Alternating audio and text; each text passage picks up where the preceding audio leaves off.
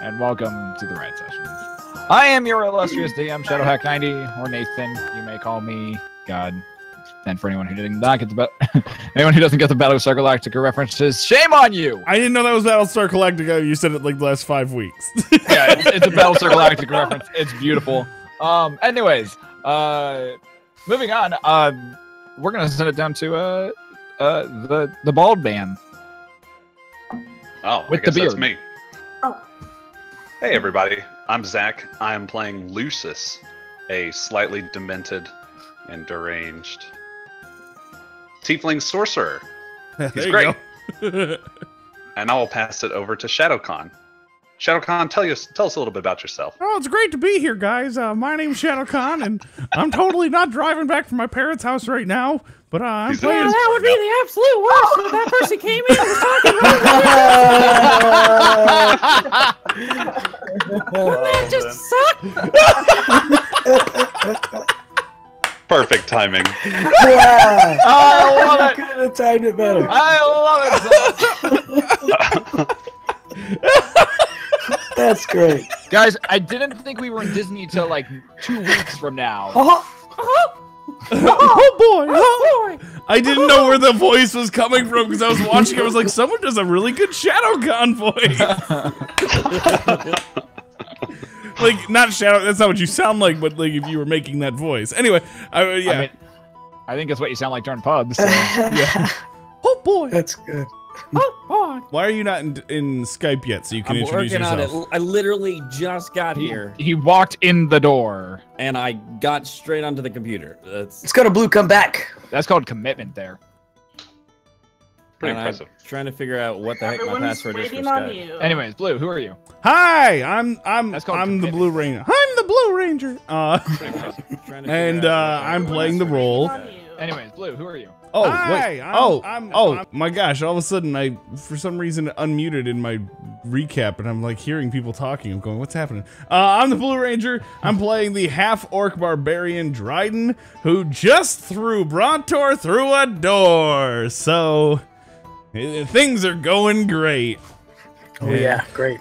That being said, I'm gonna pass it over to Jeska. Jeska, why don't you introduce yourself? You jerk. We're learning so much about Jeska right now, who is muted. a whole lot of... Sorry, Juan was yelling in the background. Best intros ever. This is insane.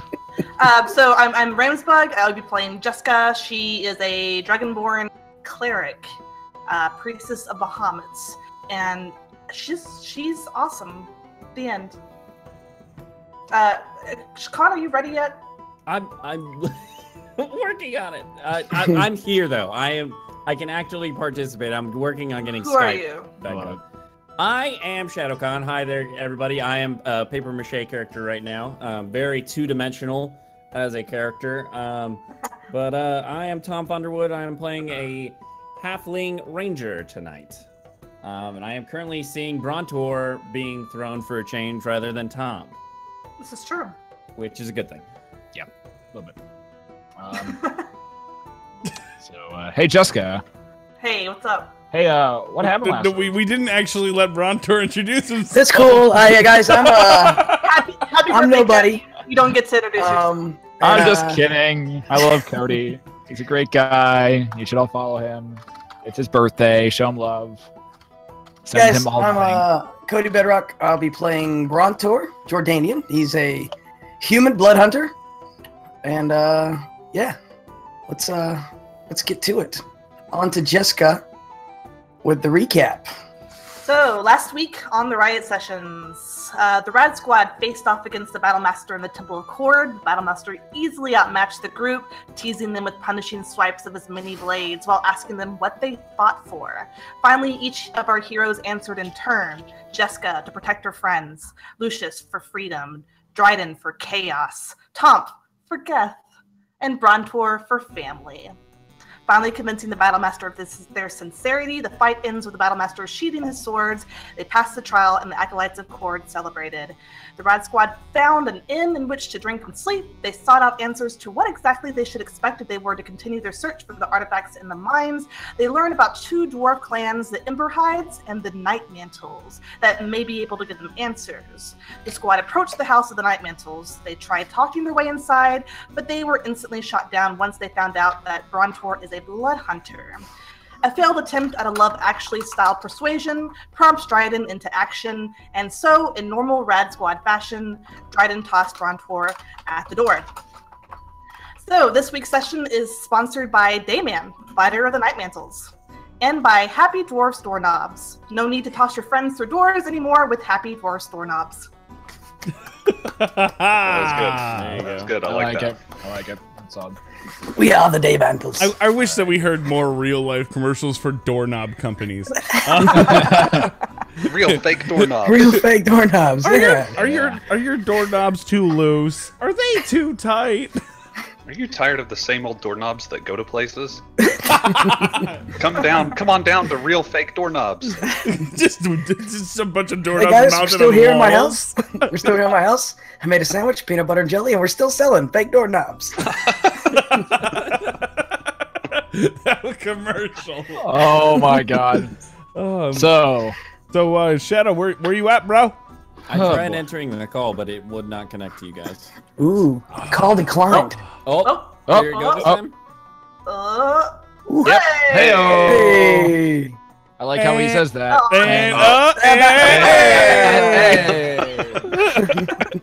Hello. All right. Oh my gosh. Y'all have fuzzies up there? Shit show that is today. What? Y'all have fuzzies tacos up there?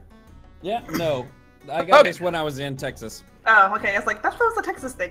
Yeah, I got it while I was in Texas. That's scary. When are Sorry. you in Texas? I'm always in Texas. I'm leaving it at that. I don't want to further explain. There's a little bit of Texas in all of us. All right. Geth These are died. really I know weird. that voice. That was Geth. Come back from the grave. Someday we'll play the game, guys. I promise. So if we are all ready and seated and prepared, let's just begin this evening's episode of the Riot Sessions. So, Dryden, as you pick up, hold on, I'm a little concerned. Everything on my computer is freezing, and I really don't like that. Okay, there we go. It's your turn to have everything screw up. I know, seriously. Oh God. All right. So, you pick up, you end up picking up Brontor, and like Brontor just goes whoa, and you 1, 2, 3, and you just chuck him. Brontor goes flying forward, fist straight out in the air, tears just streaming out of his eyes. This piercing scream going through the air as his mouth is just hanging open as the scream is just piercing throughout this entire portion of the outer city.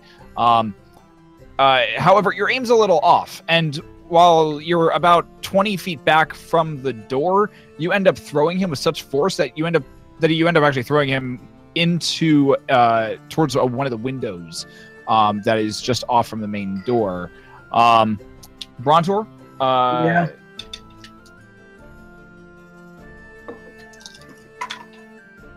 Okay.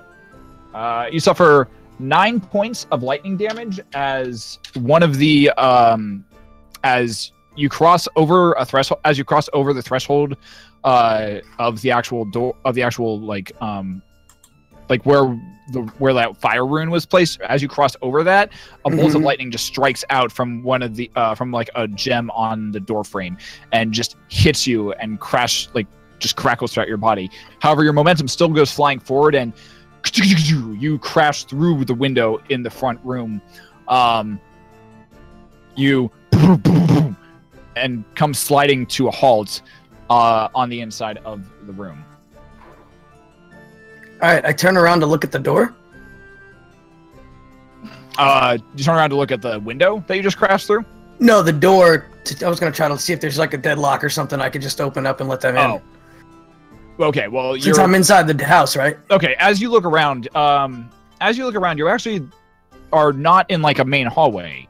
You're in a what appears to be almost like a laboratory of some form. Like there's like tables on one side. There's a fire burning underneath like a small beaker with some bubbles coming up underneath it, and like some purple smoke kind of drifting and wafting off of it.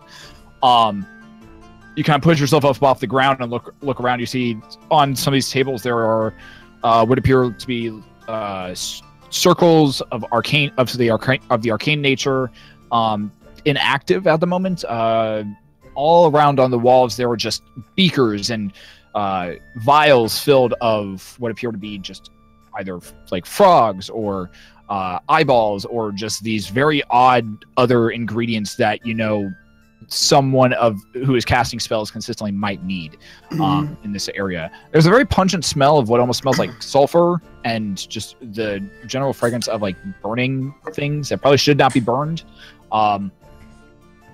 As you kind of glance about through the room, though, there's a little bit of motion that catches your attention, and you hear this heep, and just out of the corner of your eye, something flashes behind the main desk and table that's in this room. I say hello. Is anyone over there? What are you doing? Who are you? We need your assistance. Who is we? There's more of you? No, I mean, from right now, it's just me. It's just you. My friends are outside. Why are you here? I was thrown. I'm sorry, what? I was thrown. Some large being threw me through a window, and I ended up here. It increased the security of this place. And you see emerge I did from... suffer a significant amount of what I think was like maybe lightning damage. Yes, that would have been one of the defenses. Why are you here? Why are you busting through our window? Our friends need the help of the person here. The main person who resides here. Did you talk to the head of the Night Mantles? He did. The head of the Night Mantles shut the door on us. Or on me. On you? Yes. Why? And you actually watch as, appearing from behind the table, there is this small dwarf. He's very red in the face, and as you kind of look at his skin, it's very almost it looks a lot blushier than normal. The beard is very thick, very bushy, and it is very, very tangled. But it's also a very deep, like crimson red color. He's wearing this individual is wearing like what looks like a leather cap, like almost like one of those old leather football caps. And it's a dwarf. He kind of just like peers out from behind the table, and his eyes are just a bright gold color. What do you? He looks back up at you and says, "You talked to the person. So you talked to the leader of our Night Mantles. You talked to Master Night Mantle, and he shut the door in your face. I'm sure he had a very good reason why." Right, he did. Well, not really. He didn't really explain why he did it to us. He just kind of shut it, and it was abrupt. I don't. He's never done that to me. Is there any reason why he would not be a fan of blood magic at all? Blood magic? Yes. I've only heard rumors of blood magic. Right. It's not very well practiced. It's not well or widely practiced, and those who normally practiced normally have some form of curse on them, or are normally in some horrible situation. Are you cursed? Are you the one who practices blood magic? I mean, I've dabbled, but I'm not cursed. I don't have a curse on me or anything that I know of. And you watch as the dwarf just kind of like takes a few steps back, and he's. But listen, like, I don't want any trouble. I'm not gonna hurt you. And I don't want trouble either. I don't mean you any harm. I want to be everybody's friend. I'm a nice guy. I just need assistance from the Night Mantle leader. Can you help me at all? The dwarf just looks around and is like, maybe.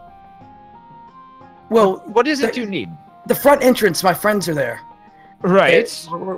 We've spoken with the Blade Master, Battle Master. Okay. And he knows we're here. He's our friend now. Wait, you spoke with the Battle Master? Yes. He doesn't speak to anyone. Right. That's what I've heard. And so that's why you should like. He's been silent for. Well, he's always silent. Yeah, but he spoke to us. You heard him talk? And he told us that we need to be here now, and we need your assistance to help us come in and talk to the Night Mantle Master. You realize this is the Night Mantle's private residence, correct? I do. And if he doesn't want you in his house, you probably won't be coming into his house. It's just a big misunderstanding, and we just need to clear everything up. I promise you, nothing's gonna happen. We're just nice people, and we just want to talk to him. Make a persuasion check. Yes. Come on, persuasion. Nice things. 14. He gives you like this very just discerning look as he looks over you and says, All right. I'll take you to him. I'll take you to, or at least let's go out this way. And he kind of walks over to the door that is that's on the other side of the room, and he kind of opens it, peeks out it, and just says, "Okay, that's cool." And he walks out into it a little more gingerly than you'd expect somebody to. So, should I be looking out for anything out of the ordinary? Keep your voice down. Keep your voice down. I'm sorry. I didn't mean. This is a library. And as you exit through the next door, you actually walk into this very beautiful and ornate library. Just bookshelves line the entirety of this room. There are 2 large tables, made for dwarves. So they only come up to about your shins. But they just have books scattered across them. The smell of dust and old parchment just hits your nose as soon as you enter this room. There's a chandelier in the center that every single candle is perfectly lit with this blue flame that just seems to flicker ever so slightly. It's a nice collection of books you have. And as you glance off to the side, there's even another spiral staircase that seems to lead up and down, from what you can tell. My friend Jeska would like this place a lot. I'm sure she would. I'm sure she would. Let's see. Kind of looks around. Let's see. Okay. He might be over this way. And okay. The dwarf continues walking. Just off to the left-hand side and walks till he comes up to the next door. And he slowly pushes the door open. Just kind of pokes his head in. Looks around. Okay, pushes it open. Well, this appears to be a study. He doesn't seem to be in here, though. Here's we'll have a look. And he walks in. Perception check, or I guess just to look around, investigation check. Are you looking in the library, or you're following him into what the guy said? I mean, he said he was going into the study and he didn't see anybody in there, so I'll follow him. Okay, so you follow him into the study. Go ahead and make a perception check. 17. Okay. As you get to the door and push it open, the dwarf is already kind of rummaging around, and you watch as he seems to kind of place something it almost looks like down the front of his pants before kind of going back to rummaging about a little bit more. What was that right there, buddy? What? You just kind of snuck something in your trousers there. Gives you the weirdest look, and it's like, no, I didn't. Oh, okay.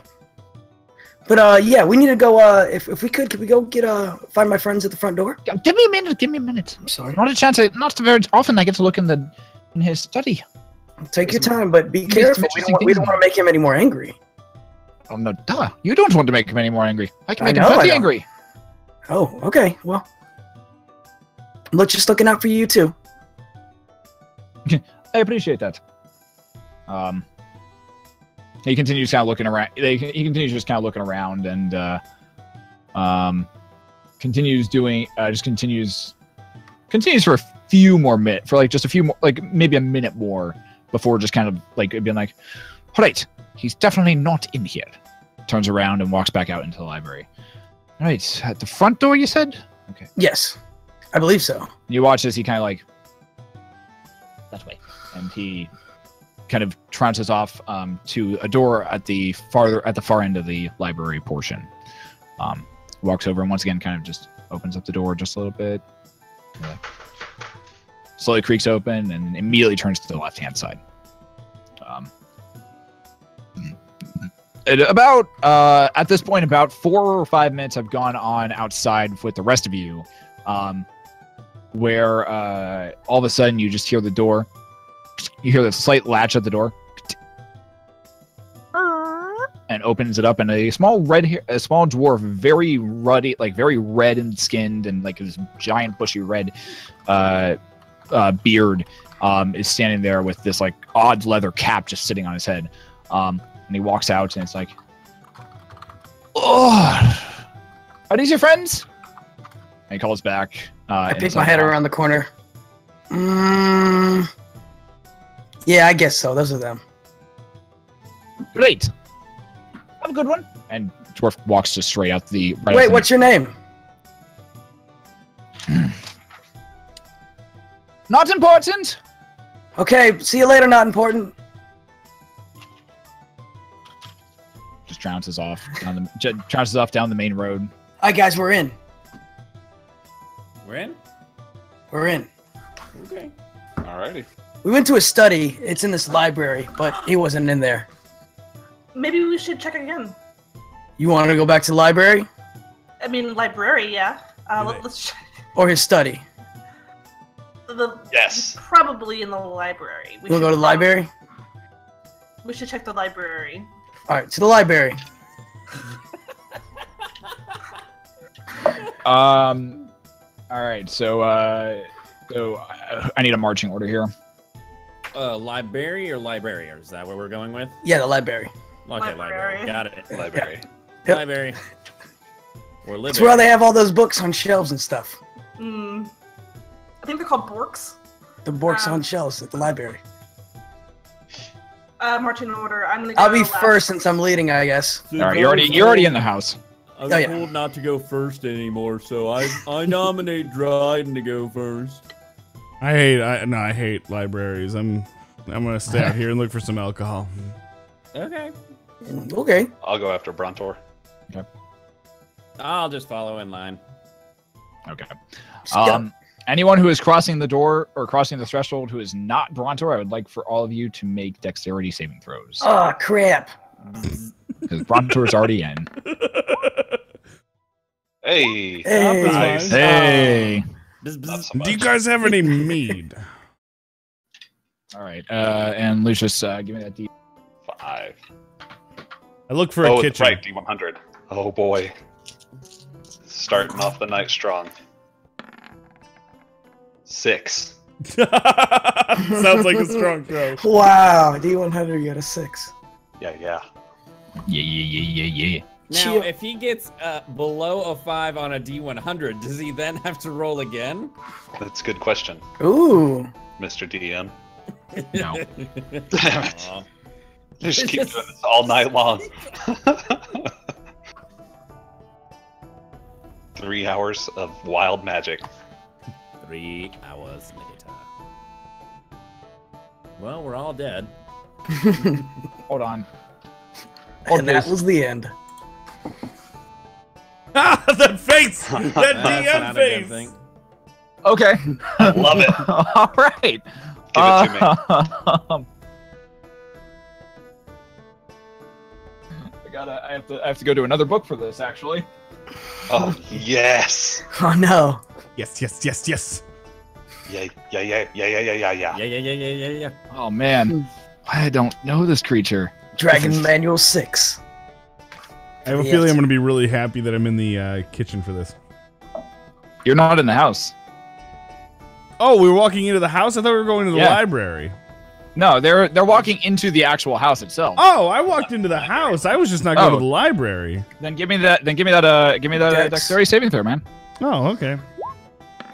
Now, can I channel lightning? I've been watching a lot of shows lately, and there was something about this guy named Zuko, I believe is the name, and he was able to go Zuko. And like, Danny Zuko from Greece? yes. So, Yeah. All right. If you did not roll over a 15, you suffer 19 points of lightning damage. As you cross over the threshold, just same very faint blue stones that you've seen before just spark with energy and just zap you very hard. So much so that all of you just fall into this giant dog pile on in this main entry hall. As you do, and as you're standing there, what do I do? Or Tonph, you managed to hear this, and you just like immediately back up, like you just like kind of do this like this nice little like just whoop whoop heat, and just kind of managed to dodge out of the way. It was really good. As you finish moving, Tonph, you're standing back behind or back still in front of the door outside the house, and just staring at this steaming pile of and oddly enough, the smell of burning flesh fills your nose, of your allies currently laying on just barely inside the door, like pretty much like just crossing the threshold of the door, and you hear this slight popping sound right next to you, and then you hear Mipo, Toka, Mino, Mia.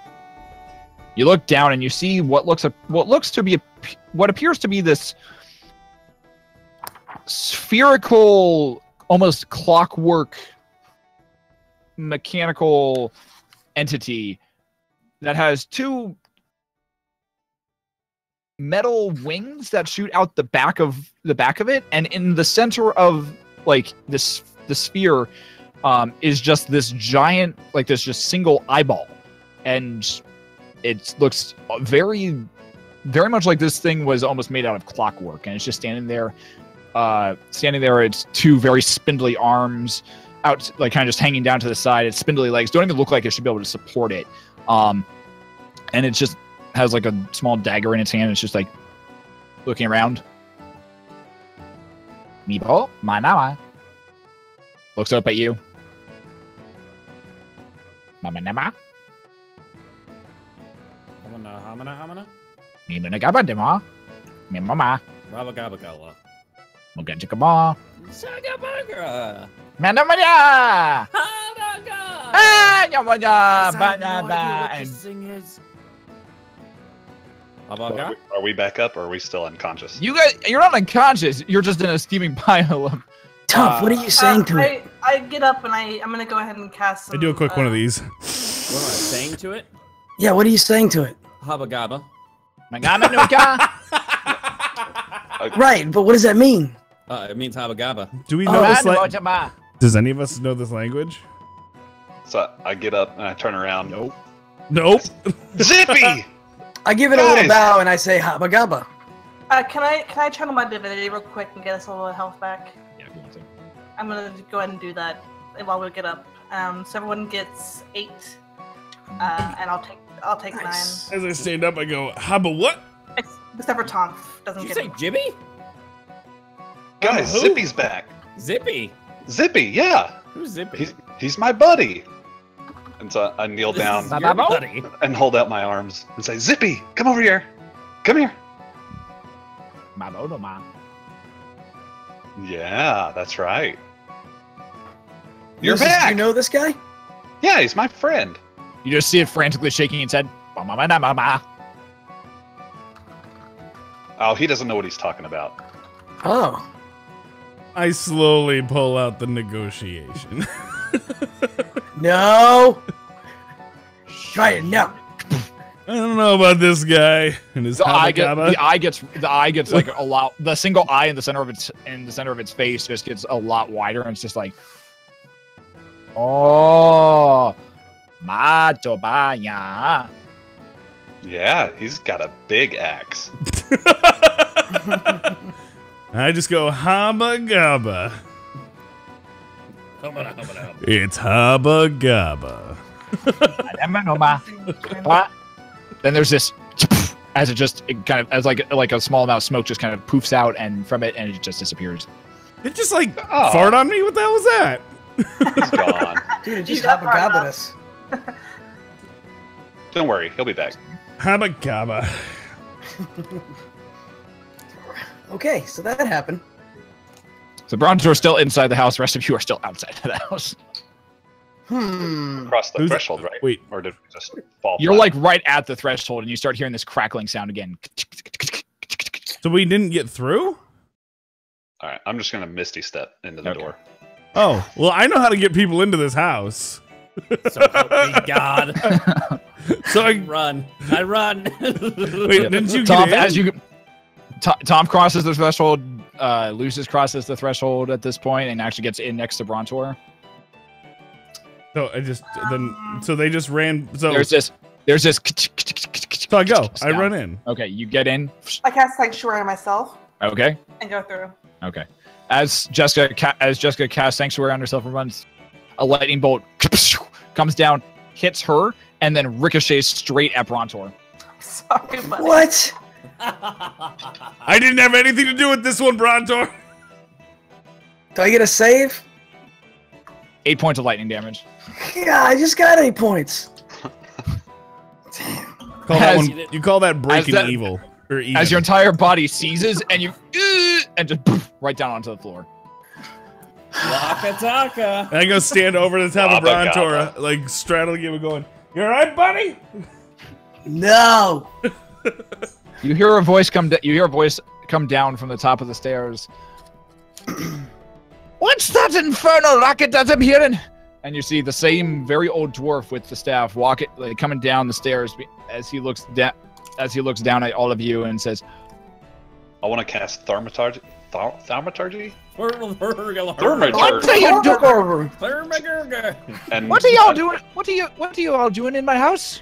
I want to create small tremors on the stairs. Do it.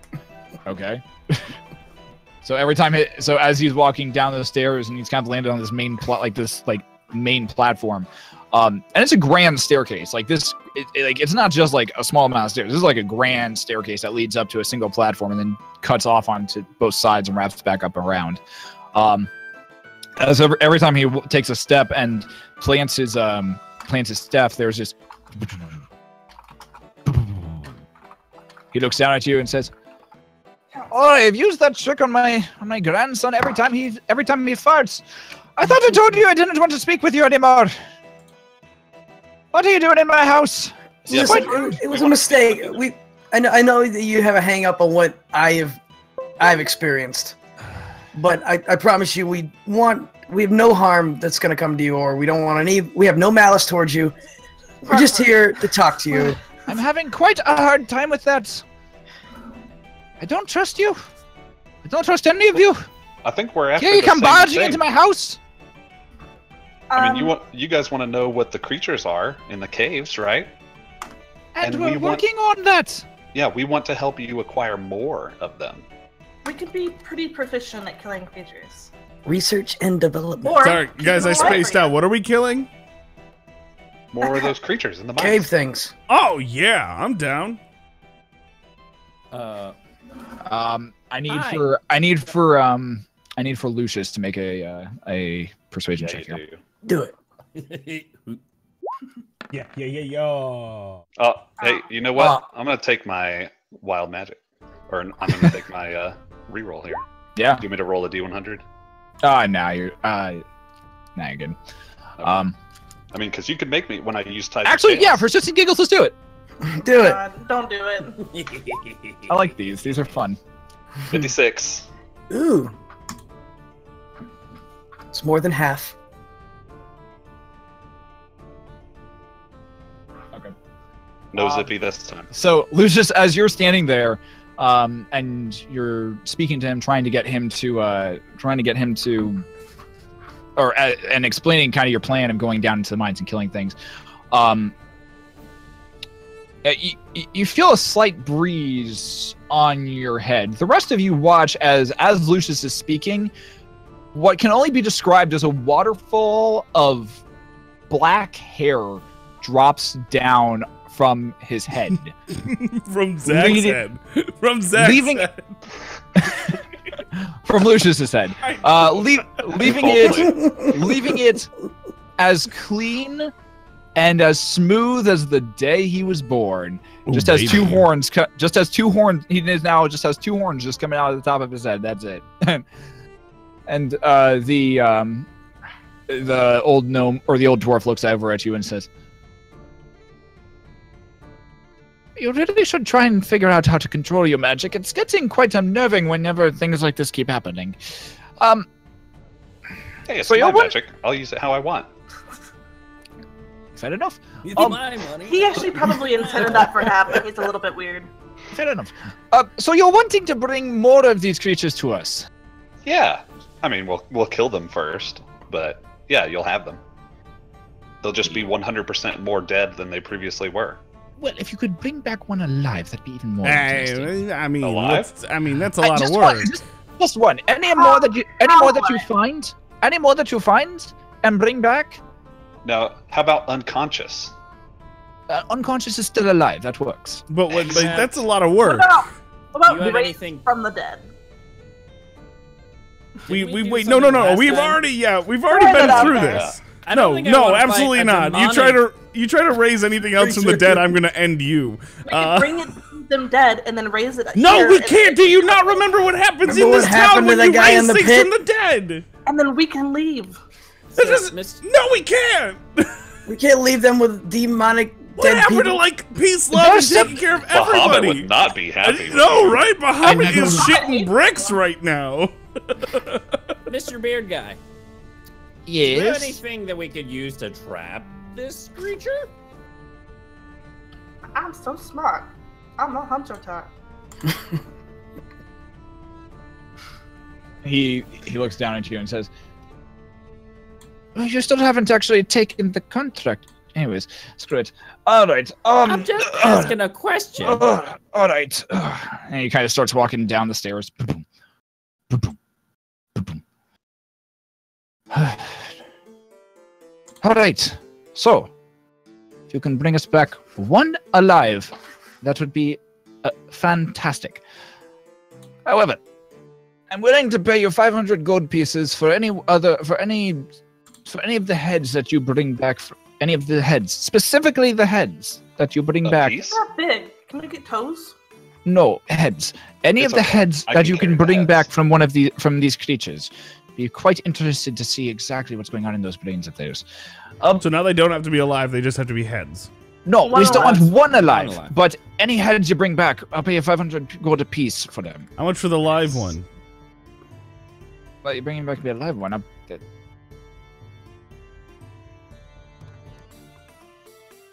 12,000 gold pieces? For one live one. It's gonna be really hard to not kill him. What about 2,000?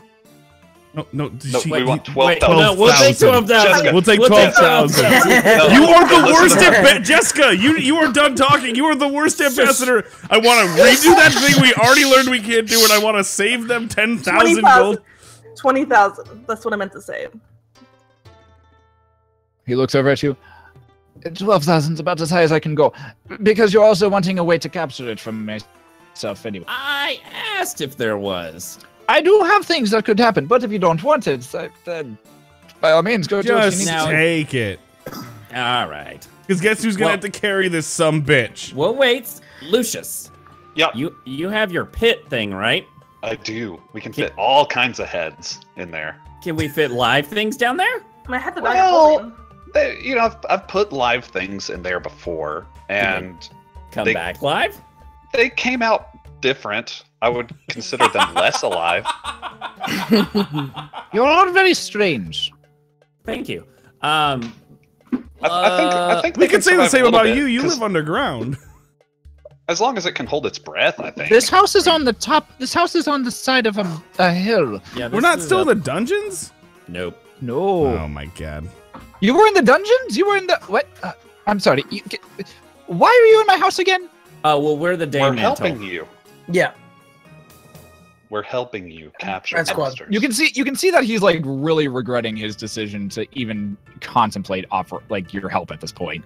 Now I know we seem a little bit odd, but I mean, we get the job done. guys, of Here, what I we got something do, for we this. got to be a little bit odd in order to be able to carry out our task. You know, understand?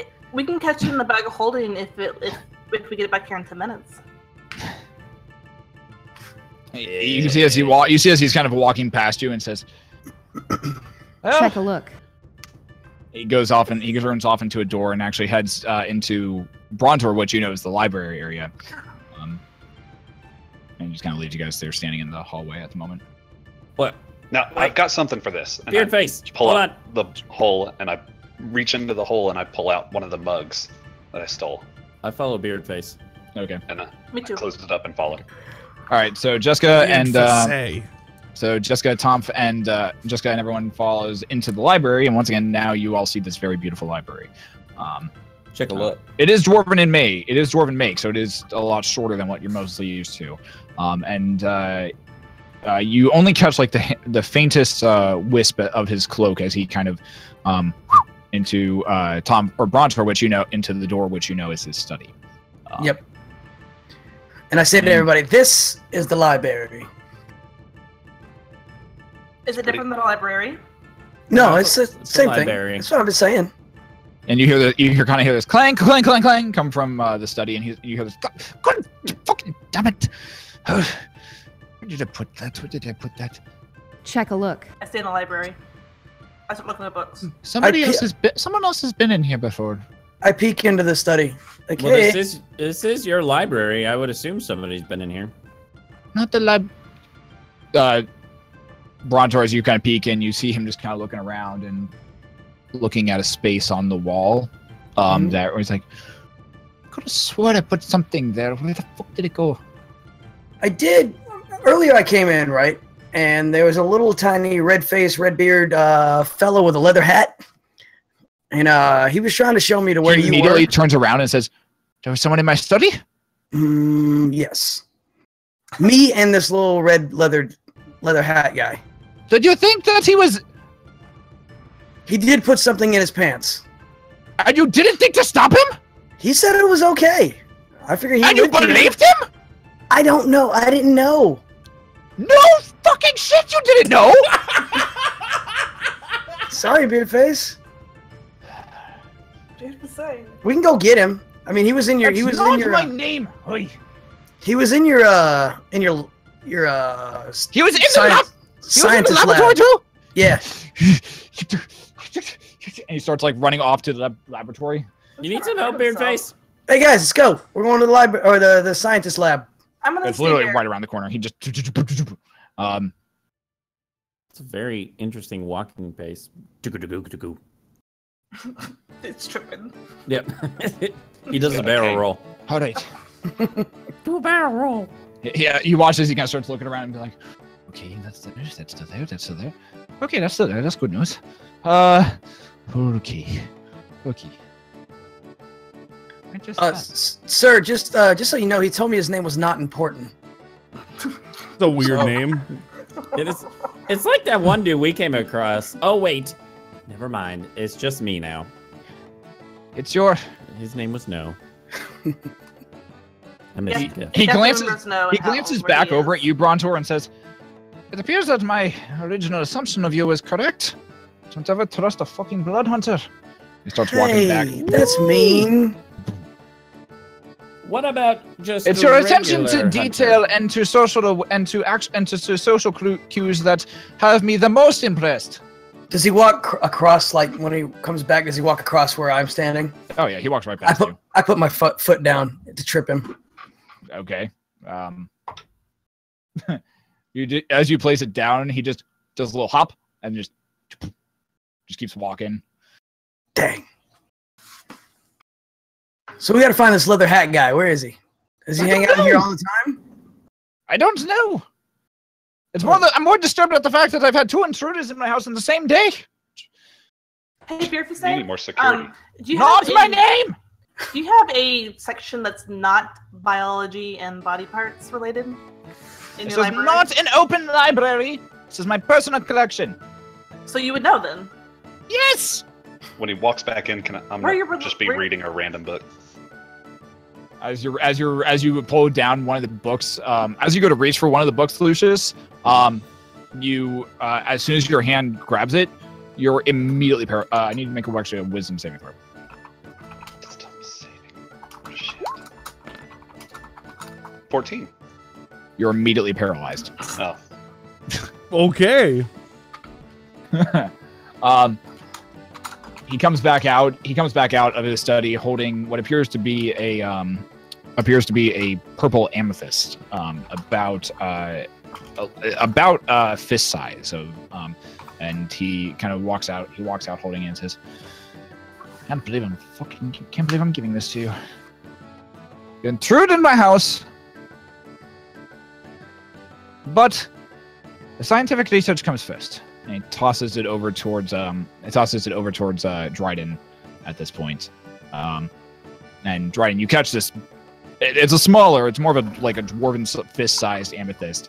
And he holds it up to you and says, as you hold it, he says, That'll help you capture something alive. You just simply need to touch it to the entity that you're trying to capture. You need to make sure that it, and hopefully, if all goes well, it should be sucked into the gem itself. I don't know what I'm supposed to call this, but I'm going to call it a Pokeball. I have no idea what that is. I don't either. Call it what you want. Theriston would know. Ask I miss him. you, Theriston. POLKA, ball. He says, all right, 500 per head that you bring me back. 15,000 for the live one, or 12,000 is what he originally said. Sorry. You said 15. I'll go back and check the VOD because I top my head. Oh no, that's Jeska saying it. Yeah. You said 12. Yeah, Shadow said 12. I did originally say 12, so okay. And 12,000 for the live one, if you So bring it back alive. 15 then, right? We're believe gonna it's have our 15. own cost of like getting our weapons sharpened. I think that's the thing. 13 and a half. Buying bullets. Oh wait, Geth's dead. Potions. We'll probably need some of those. Like, we have our own expenses here to make sure that we don't kill this thing. And that's on you. I've already helped you with what I can. You're a All right, good 12. man. You're the ones breaking into my house. For the good of the world, Says who? says Bahamut. Maybe. Says you. I think you're long past Bahamut at this point, Jeska. Yeah. Yeah. Now. And then as he walks past Lucius, he just says, "That's why you don't touch other people's property." And he waves his hands, and you immediately unfreeze. God damn it! Guys, these books are dangerous. Now, if you wouldn't mind, get out of my house. Wait. He stops at the door, Can you make sure that the door doesn't hurt us on our way out, please? snaps his fingers, and just keeps walking. And you hear him start walking up the stairs. Oh, wait! Beard face. And I rush up and I extend the mug out to him. And I say, hold this for me until I come back. Why? It's the contract! Make a persuasion roll. Make 20. Nice. He reaches down, takes the mug, looks at it. Not really sure what you're doing. So hold on to it. All right, all right. Turns around. And then walk to the door and I turn around and point up at him and I say, keep it safe, and then I leave. And I'll say to him, hey, if I were you, I'd get some surveillance in this area for leather hat, red face.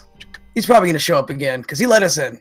He just pushes his hand, and all of you who are standing in the hallway just feel this push of force just kind of start pushing you out the door. Not enough to take damage, but just enough that's just like move, and can I grip my teeth and try to stop this from happening? Like sink my axe into the floor? You can try. I jump and see if it will like carry me. Jeska jumps and just immediately jettisons her out the door. I just go. Dryden, go ahead and make a make a strength check. Check or with saving throw? advantage. It's a check. Oh, I'll take the advantage on that one. Yeah, he's gonna need it. You grit your teeth and you start like kind of walking back towards the stairs, and he just kind of gives you a perplexed look. Looks down at the mug.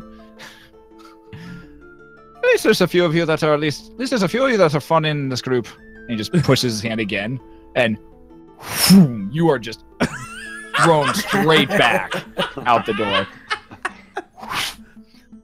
All of you are pushed outside the door, and there's a as the door shuts, as Dryden just gets out the door.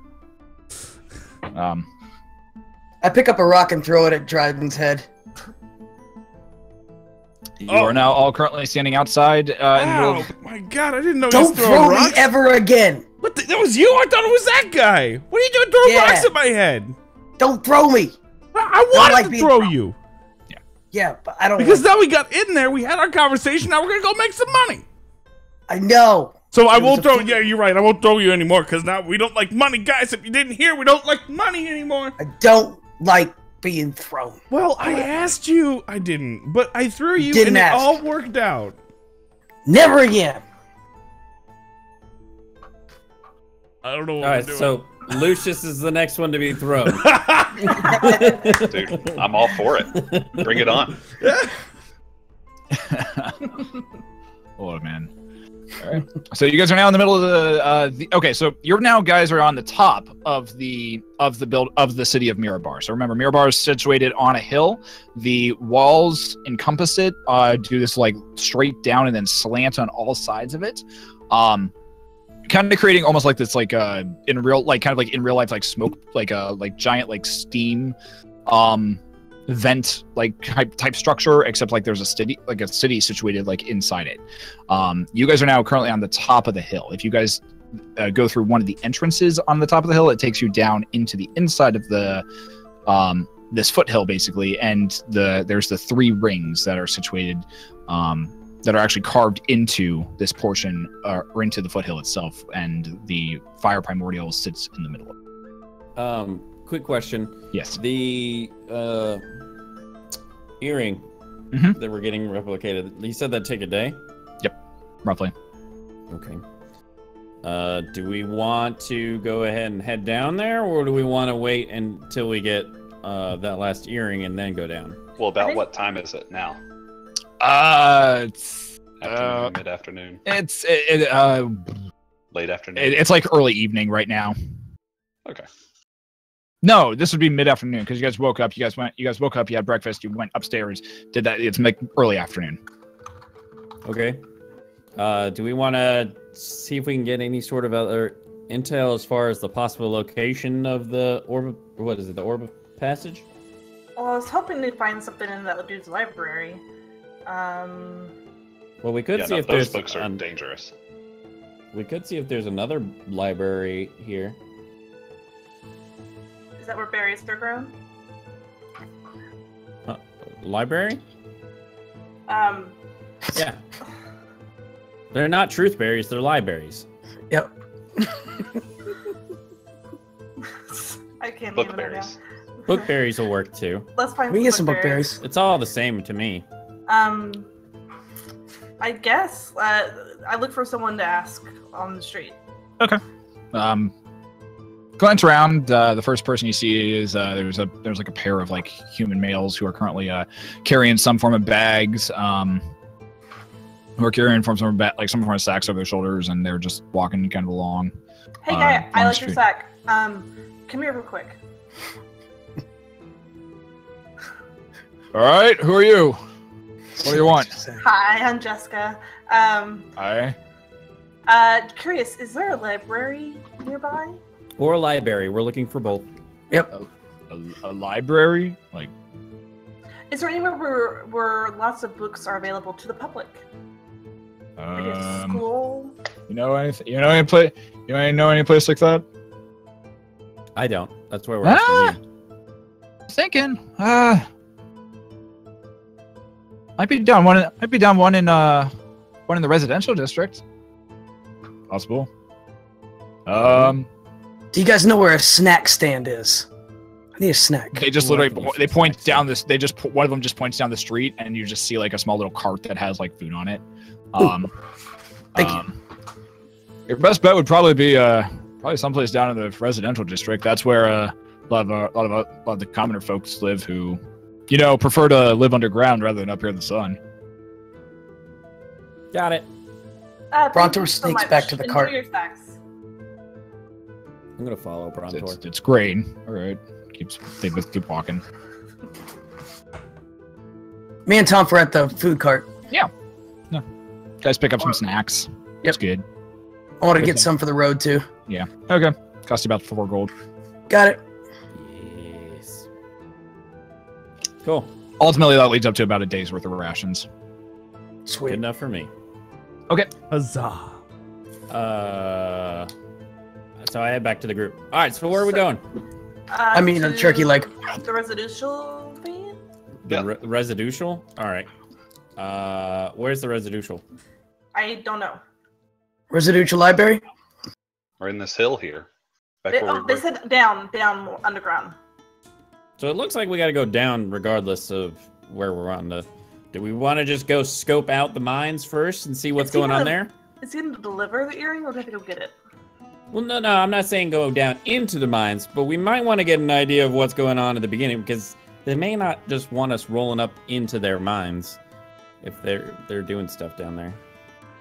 It sounds like they'll take all the help they can get. Right? Maybe. I don't know. Every time we've gone somewhere here, they haven't been too happy with us. I blame Dryden on that one. I mean, he got stuff done. Stuff did happen. Wait, what's his name? Clariton? Clariton. Distant relative of Clariton, who is a renowned scientist. He helped a lot of people stop sneezing. He did.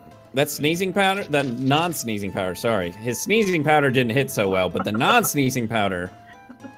Well, sneezing powder is actually still doing great in the local apothecaries. The children love it.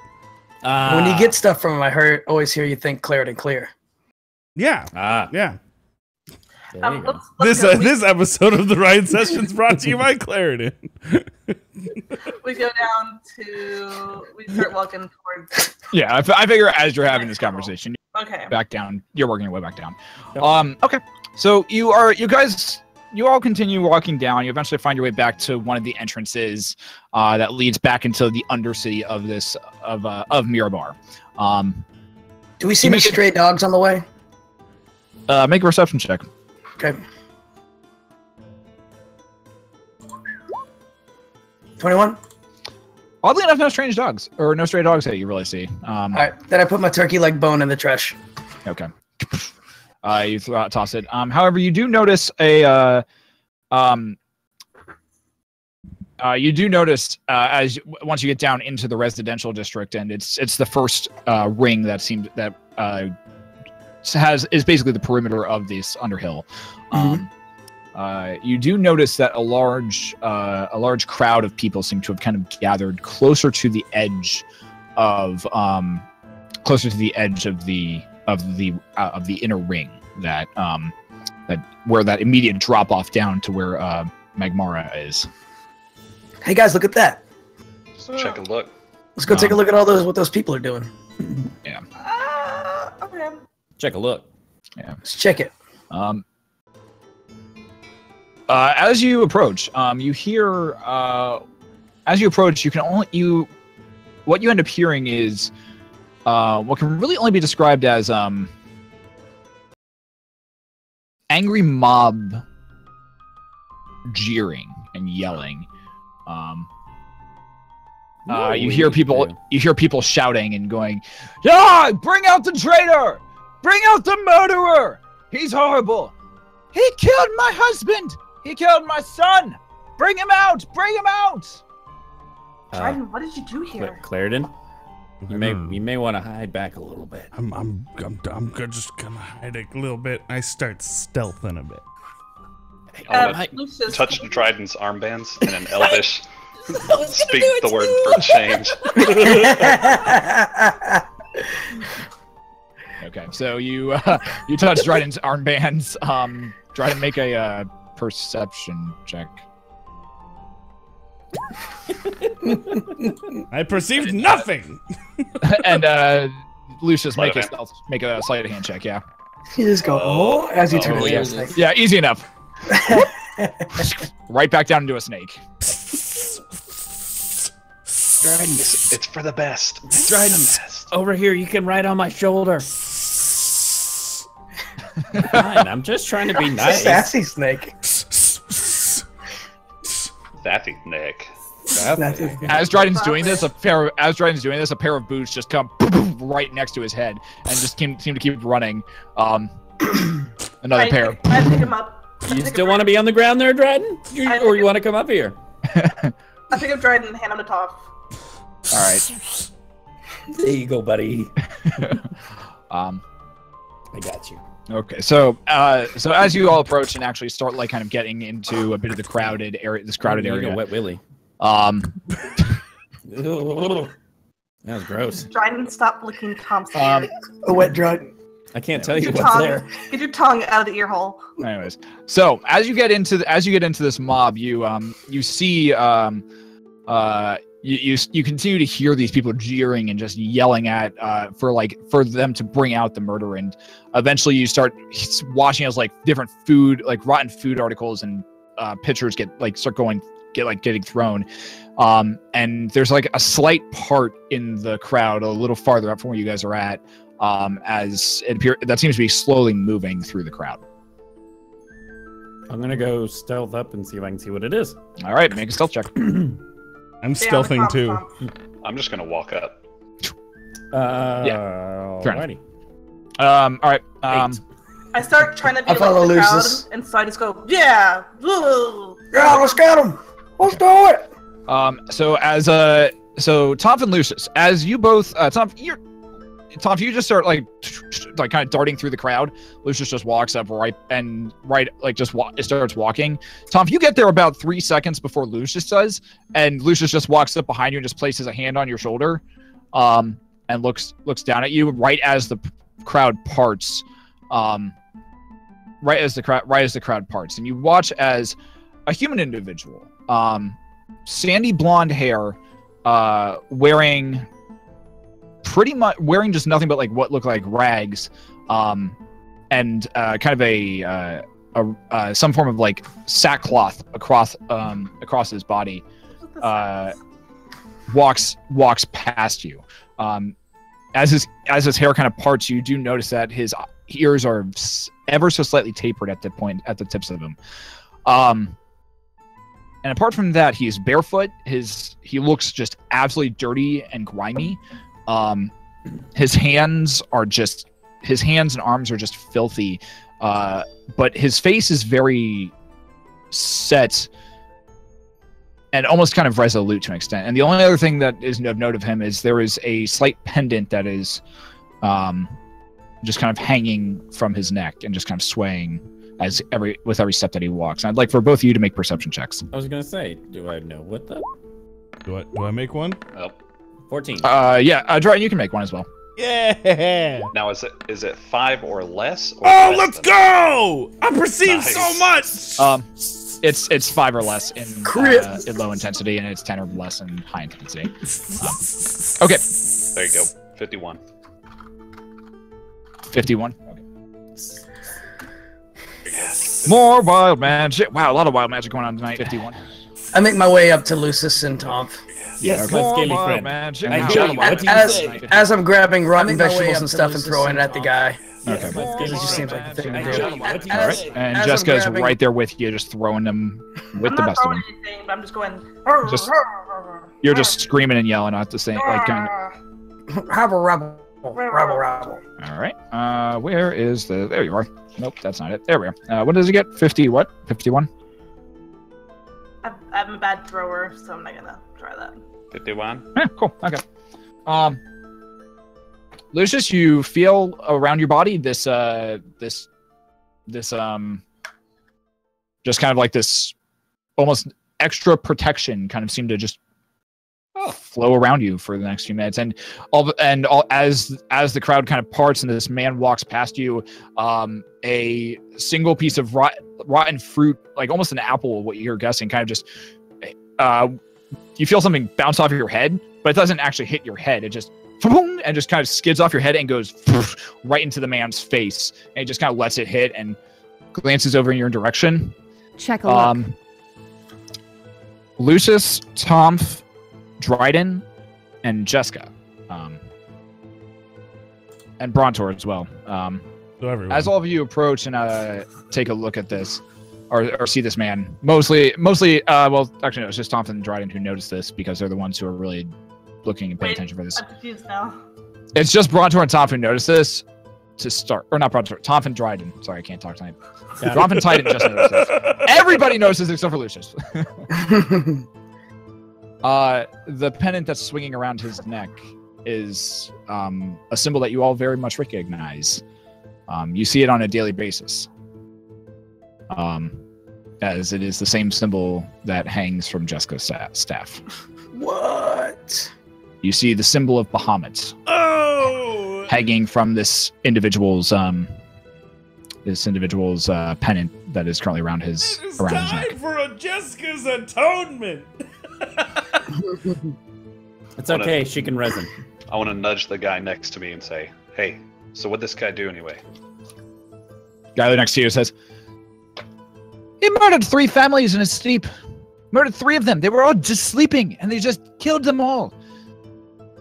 He was found over their bodies and with blood just soaking all in his armor, not knife and dagger in hand, just standing there, not even caring, just stone-faced. Pretty incriminating. He was tried by the Battlemaster last week. He's been in the primordial cells recently. Huh. It's today that he's being sentenced to death." So, question: didn't I hear that somebody escaped those the other day? Yeah, some half-orc. It's okay, Snelly. It's okay, Snelly. It's okay. But heard that he was also tried by the Battlemaster and found to be worthy. Kind of surprising. Unbeworthy? Wait, be worthy or unbeworthy? For him to, the Battlemaster found him worthy for some reason. I don't fucking know. This man's about to be murdered here. That guy sounds pretty cool. Whoever that worthy guy is. Sounds like an asshole. Killed one of our best fighters here. What, did he kill him, or more or less just hug him very tightly? Well, I heard the crack at the Crucible. He killed him. Speaking of the Crucible, wasn't there a lot of money bet on that? At this point, the guys.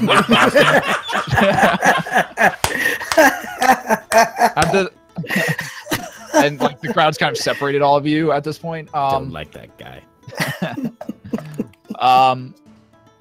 Are you guys following the crowd, or are you guys gonna just kind of stand and wait for it to pass? Sure, I'll follow the crowd. Yeah, why not? I don't have a whole lot of options here. Fair I'm enough. gonna cast minor illusion and conjure up a bag of coins and hand it to the guy that gave us all the information. And I want to say, "For your troubles," and then walk away. Following the crowd.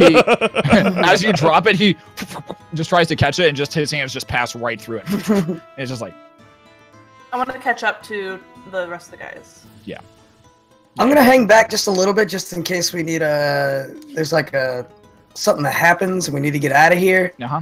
So I'm gonna hang back behind the crowd, just in the back, just to make sure that everything's okay in the back. Okay. Yeah, you do. Snelly, are we following this thing? 1 is for yes, 2 for no. Snaily. Snelly. Okay, we're going. Yeah, he still has the ear thing, right? Yeah, but I don't. But you're all standing like right next to each other. And I'm in his bag. I'm just Yeah, he's just like So- right here. As you follow, you start approaching the edge of this ring. The edge of the ring that seems to drop down into where Magmar normally is at. And as you get closer and closer to this, following the crowd and this mob, you eventually notice that they seem to be heading in the direction of what appears to be a wooden platform that justens out over the actual hall, just off of where the ring actually drops off and ends. The mob keeps following him, and he climbs. You watch as eventually the individual who is chained at the hands and at the ankles, climbs up. Cling, cling, cling. Guys, I think we need to save him. He gets to the center. He gets to the center of the. I mean, he did kill a bunch of people. He gets to the center of the platform and turns around and stares out at the crowd. If he's the follower of Bahamut, he did not kill anyone like that. Now, Well, we don't know if he's a follower. He could have stolen that pendant. now you say crowd. How big of a crowd? Like 15 feet, 30 It feet? wouldn't- Like 80 people. minimum of 200 people. Oh. Like They it's a wouldn't pretty let big him crowd. keep something that he stole, though. Well, they don't know if he stole it or not. You watch as Would you go and tell somebody that you stole a pendant from somebody? you watch as another individual climbs the platform and steps onto it. Another individual who as you look him over, he seems to be a taller man, very red skinned, very, very red skinned from what you can see. And he is dressed in this very ornate, beautiful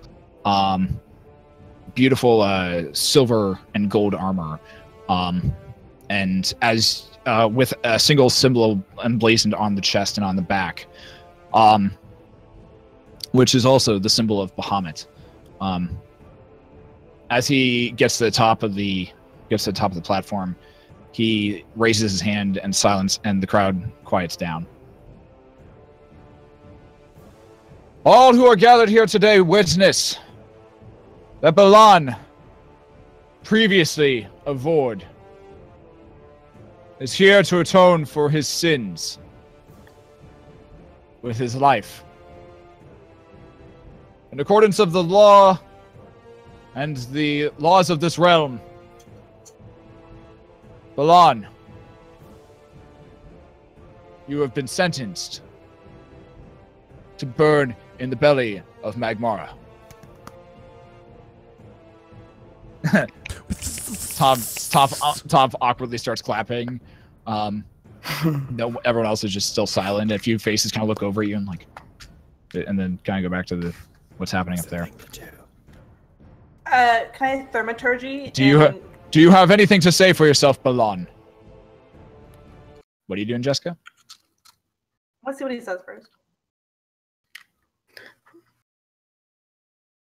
Balan kind of standing there, very stoic-like, and still bound at his hands and at his wrists and his ankles. Just looks up at the individual in front of him and says,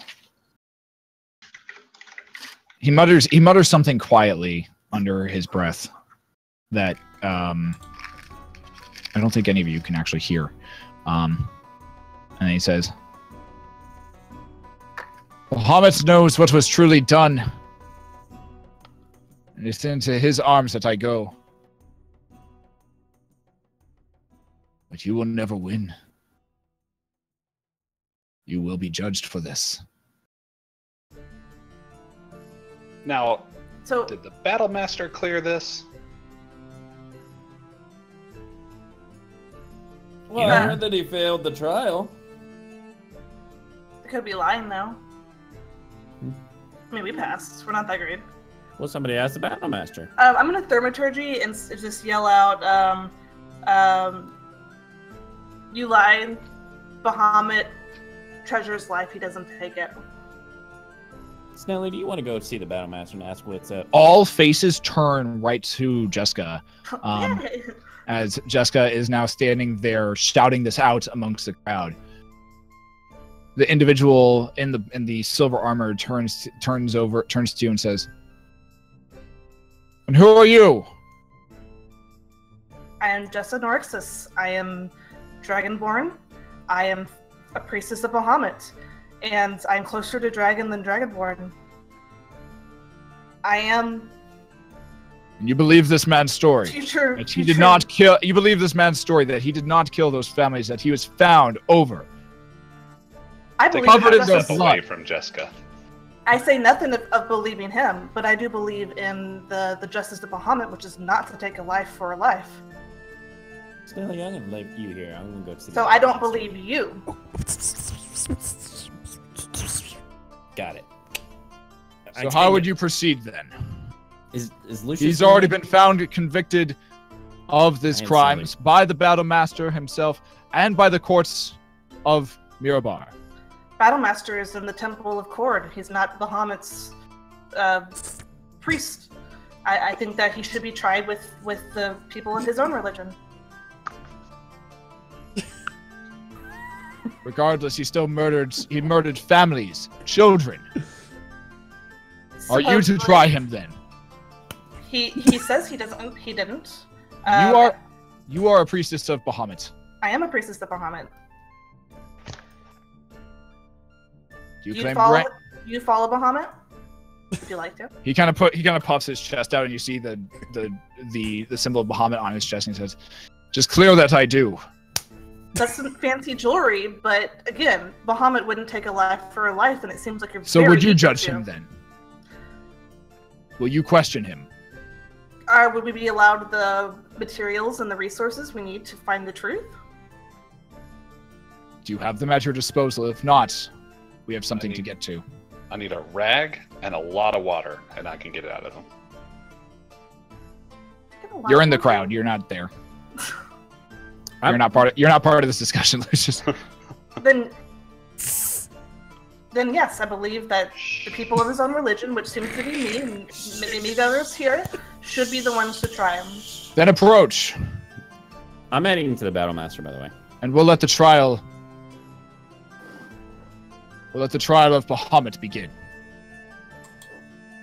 Oh boy. It's not like with Bahamut. The crowd parts. The crowd parts even wider, with a straight line from Jeska straight up to that platform. I want I- to kind of follow Okay. behind until I get to the front of the crowd and hold out Dryden and Brontor, say, can you come "Let the with- trial commence!" Say what? Can you come with me, please? Yeah, I'm at the back of the circle, so if you guys come You're all not. the way- I was gonna say you don't see Brontor anywhere in the crowd. I'm at the this very point. back of all the whole. Oh, deal. over the earring. Okay. Oh, Brontor, can you come up here, please? I need security. yeah, on my way. All right. So I sprint through the all the way up there, fire up my Excuse me, hammer. Pardon me. Excuse me. Pardon me. Excuse Get me. out of the way! Okay. Coming through. So when I get there in non-thaumaturgy, we need a quiet place to conduct this trial. Is there anywhere nearby? We'll conduct the trial here.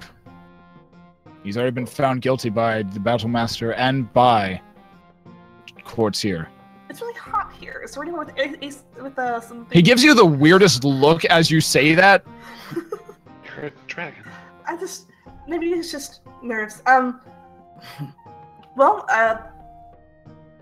do you believe in the power of Bahamut's magic? I thought you were going to say a thing called love.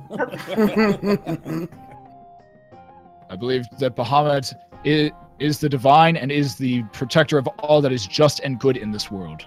So if I were to, what can't the freaking word? Compel, there we go. If I were to compel the prisoner to speak only the truth and tell his story, would that go down as truth? Make a persuasion roll. Ooh. Moment of truth time. Ooh. Ooh. At this point, Brontor's kind of reached the foot of the stairs. At this point, to the platform. I'm here. I'm here. He looks over at you and says, "We'll see. We'll see what he does. See if he tries to resist." I can't take we'll see, because if he says one way or the other and you choose to still believe what you believe. We'll see if he resists. Oh, okay. I misunderstood you. Okay. Do you, Balan, accept and are ready to submit to the questioning of this priestess of Bahamut? He sits there. He sits there. He actually kind of like kneels down, goes into a kneeling pose, which Jeska, now you can see he's standing, and as he sinks down to his knees, he's kneeling on a trap door, a door that like a trap door that seems as though it would drop out from underneath him at any, like potentially at just the pull of the lever. He sits there and says, "I do." And he looks up. He looks up into your eyes, and my fate is in your hands, Dragonborn. The glory of Bahamut. Your fate is in Bahamut's hands. So I actually prepared this spell, thank goodness. Zone of Truth. All right. Zone of Truth. I take out a pack of crackers that I got from the snack stand. And start eating them. All right. I'm gonna just real quick, to Dryden, because he has the ear thing. Mm-hmm. Dryden?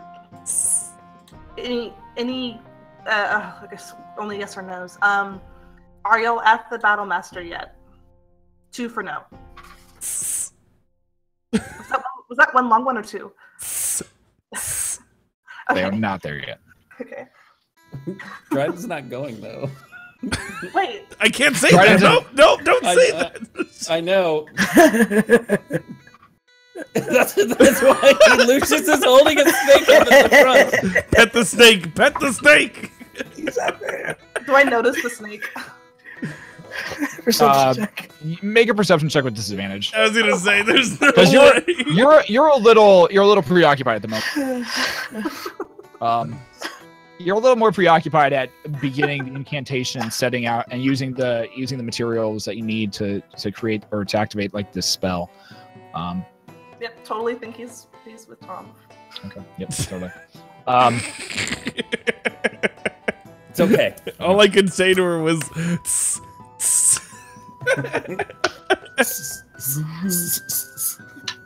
So we need to start getting you into to Morse code. yeah, right. Okay. So you stand there. Okay. So you stand there. Jeska, what is your spell save DC? Storms, what's my spell save DC? It's 14. 14. Okay. Thank you. 14. Thank you. It's 14.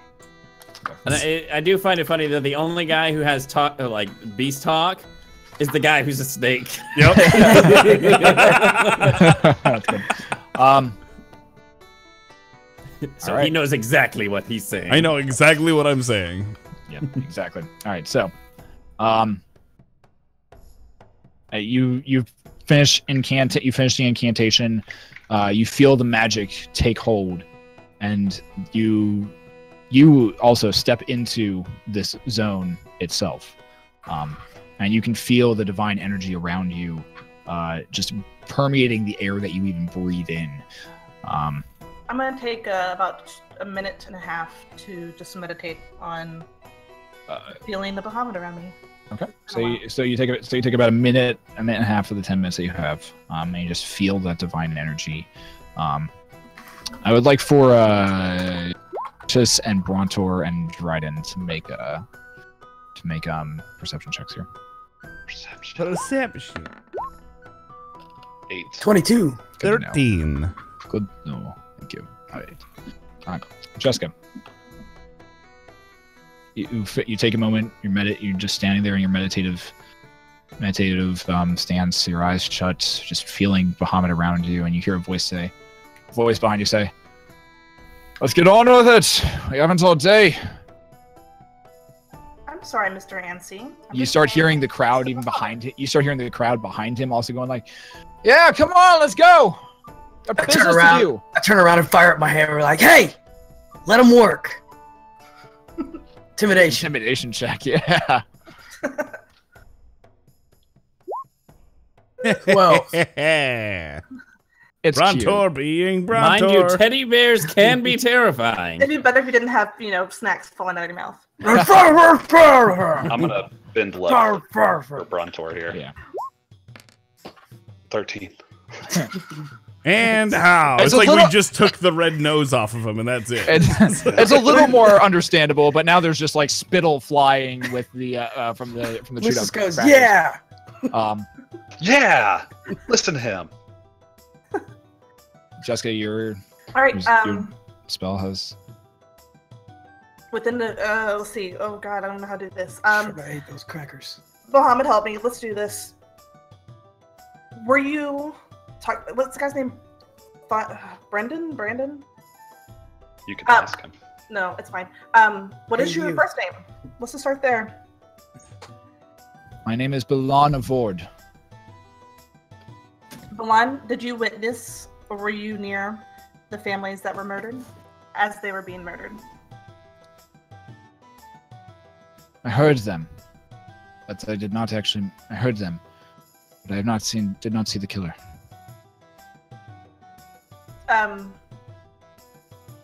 So what were the events of those nights? Of that day? What happened? What did you hear? A single night. I was walking through the residential district, other side of the ring, the poorer side. I heard screams, shouts for help. I rushed. I went as fast as I could, drawing my sword as quickly as I could. And when I arrived, I found in this home families butchered. 5 men splayed in a circle, their heads all bashed in, their bodies in like a pinwheel formation. The remainder of the bodies were encircling them, creating a circle. Looked like some dark ritual, something terrible was happening here. Witnesses said that you were covered in blood. How did you get covered in blood? I tried to bring them back. I tried to save them. I tried to do Bahamut's will. I was just passing through Mirabar. I began to I began to use Bahamut's magic to try and bring them back, to save them, and as they rose, they were not as they were beforehand. There was something darker, something eviler. And so I defended myself. I kept them. I brought them back down. Did anyone else see them in the formation that you spoke of before they rose again? No.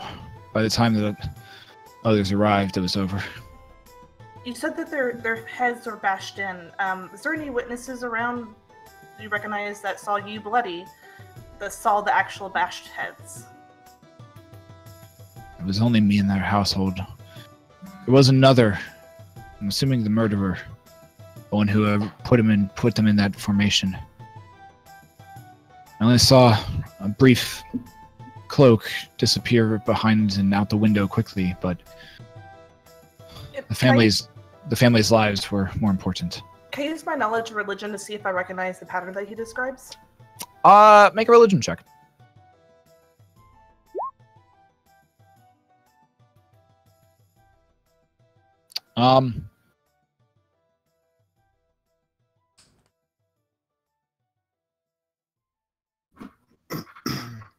Do I get whispers? Sorry, excuse me. Sweet nothings. We hear this in the crowd also, right? Yeah, you're hearing that. You're hearing his testimony. Can I use Arcana? You can use Arcana as well. Can I use No, something? I cannot. No, because you're not there. I said something. I didn't say I had to be there. I'm gonna use the chicken wing. You can use Fart. I've used that too many already. I'm spent out on that spell slot. I don't know why it's not whispering. So am I kind of just chilling on the stairs of the where they are up there giving the testimony, just kind of guarding? Yeah, just pretty much. All right, cool. You're giving me moral support. I continue eating crackers. While holding your hand more awkwardly. Right. I mean, it's a versatile weapon, so. It's good crackers. I had to change the hand. I had to change the hand because the other one was getting tired. Wake up. So am I getting whispers? Am I supposed to? Oh, there we go.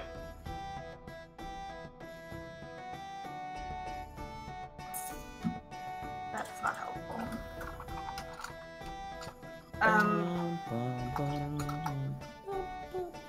Ball sack. Okay, cool. That's the emblem that was on it? Yeah, it was in the shape of a ball sack. Yeah, I could see how that wouldn't be very helpful. It's a lot of sacks tonight. A lot of sacks. Everybody's carrying sacks and Dressed up like sacks. And... shape of sack. I scratched myself. Sacks on sacks on sacks. Okay. Chock full of sacks. I'm gonna ask the other dude, the guy that wants to kill him. Hold on a second. Oh. Okay. More whispers. I was supposed to say there was a little bit more than that. Okay. Okay. Okay, so turning to the other dude, I asked him, do you know any witnesses that saw him murder this family? He was found over the bodies. That's why he was taken to the battle master. So you didn't see, so no one actually saw him murder these families. Not that we could find. Okay. Do you believe there is a possibility that someone else murdered these families?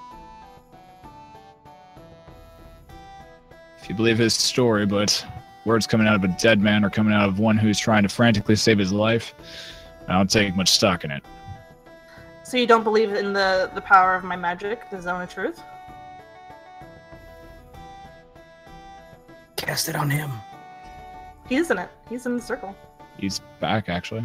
Okay. I did come within the circle, and I'll prove to you the power of this magic. If you don't, then you deny me a fair trial. Make a persuasion roll with advantage. God, it was a Hey. I mean, thank Bahamut. Ha! He begrudgingly takes a few steps forward and steps into the zone. I want you to try to lie. What is your name?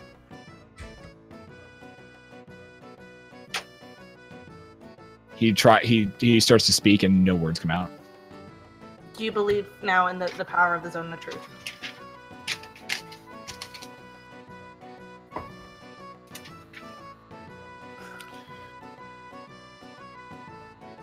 I believe you're a priestess of Bahamut. I believe this is his magic, his divine influence on this world. You should be in awe of his magic. All right. Going back to that was my mic drop, by the way. And by the way, you have about 2 minutes left on your Yeah, I spell. know. I'm trying to figure it out. Where am I at, by the way? I asked You're still making your way down to the next ring. Like you've probably made it to about the next ring at this point, and you're in the foundry, working your way towards the Temple of Cord. Cool. I still asked the other dude, not the prisoner. Not Balan. Yeah, not Balan. Are you a follower of Bahamut? Are you a true believer of Bahamut? I believe it exists. I believe in his words. I believe in his teachings. Are you a follower of Bahamut? Yes or no? Not anymore. Not after the evil I've witnessed in this world. How could he allow for such evil to take root here? Okay. Do you know the type of evil that he describes in that ritual? I do not. I have probably about 1 minute left, right? Got about a minute. Alright. Probably about 2 more questions. Alright, Gotta get to it. I didn't expect this today. Thank you, sweetie. I don't know. Let's see. Leucis. Any ideas? He doesn't have a thing, does he? He doesn't have an earring.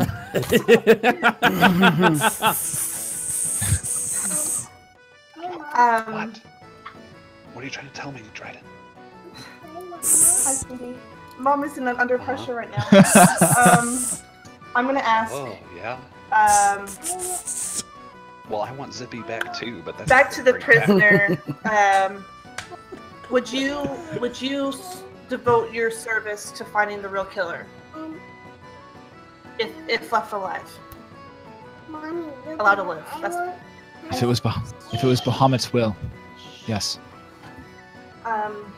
The true killer needs to be brought to justice. Okay, then I go back to the other guy and say, in the zone of truth, he's told a story, where he is not the right murderer. If we murder him today, then we spit in the eye that it's all that's good, and we are enabling the forces of evil to continue within the city. He's willing to.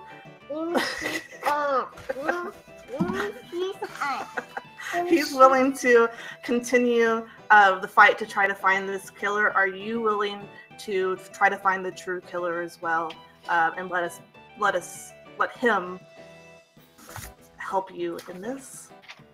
Make a persuasion roll with advantage again. Nice. Yeah. At this point as you're speaking and talking, the crowd behind you, or the crowd off to the side, starts kind of going. Starts kind of like you start hearing murmurs going kind of throughout the crowd, and Leucis and Dryden and Brontor, you all kind of start hearing a few of them hear a few people start muttering like, why wouldn't a believer of Bahamut want to help actually find the real murderer? I don't know. Doesn't make sense. It's weird. You heard him. You heard him. He said he stopped believing. So who does he believe in now? What god does he follow? I don't know. That's another question. Maybe he doesn't believe in anybody. And you just start hearing kind of these murmurs back and forth as it seems like the mood of the crowd is shifting. The individual who's Bahamut plate armor. Only boogers. Plate armor looks over, right? Just kind of looks at you.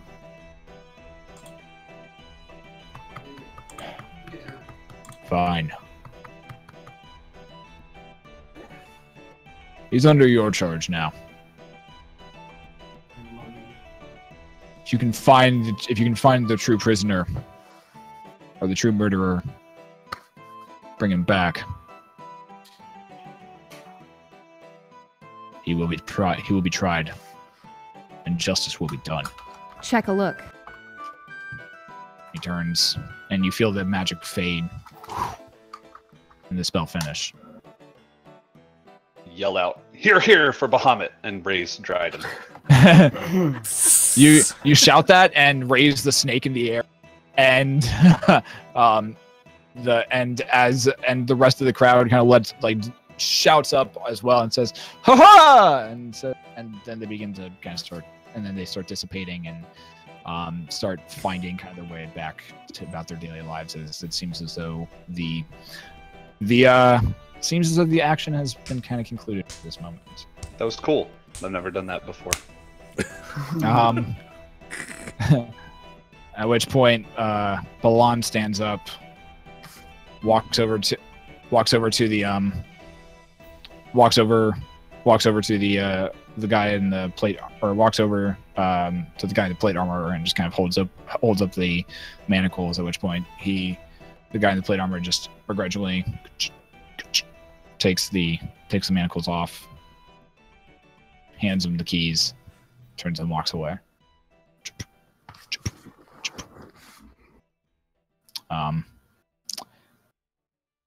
Hi, Balan.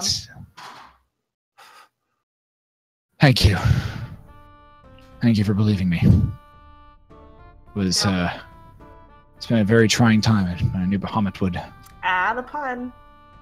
I knew that Bahamut would come through and rescue me, or at least send someone to help me in this time. Never lost faith.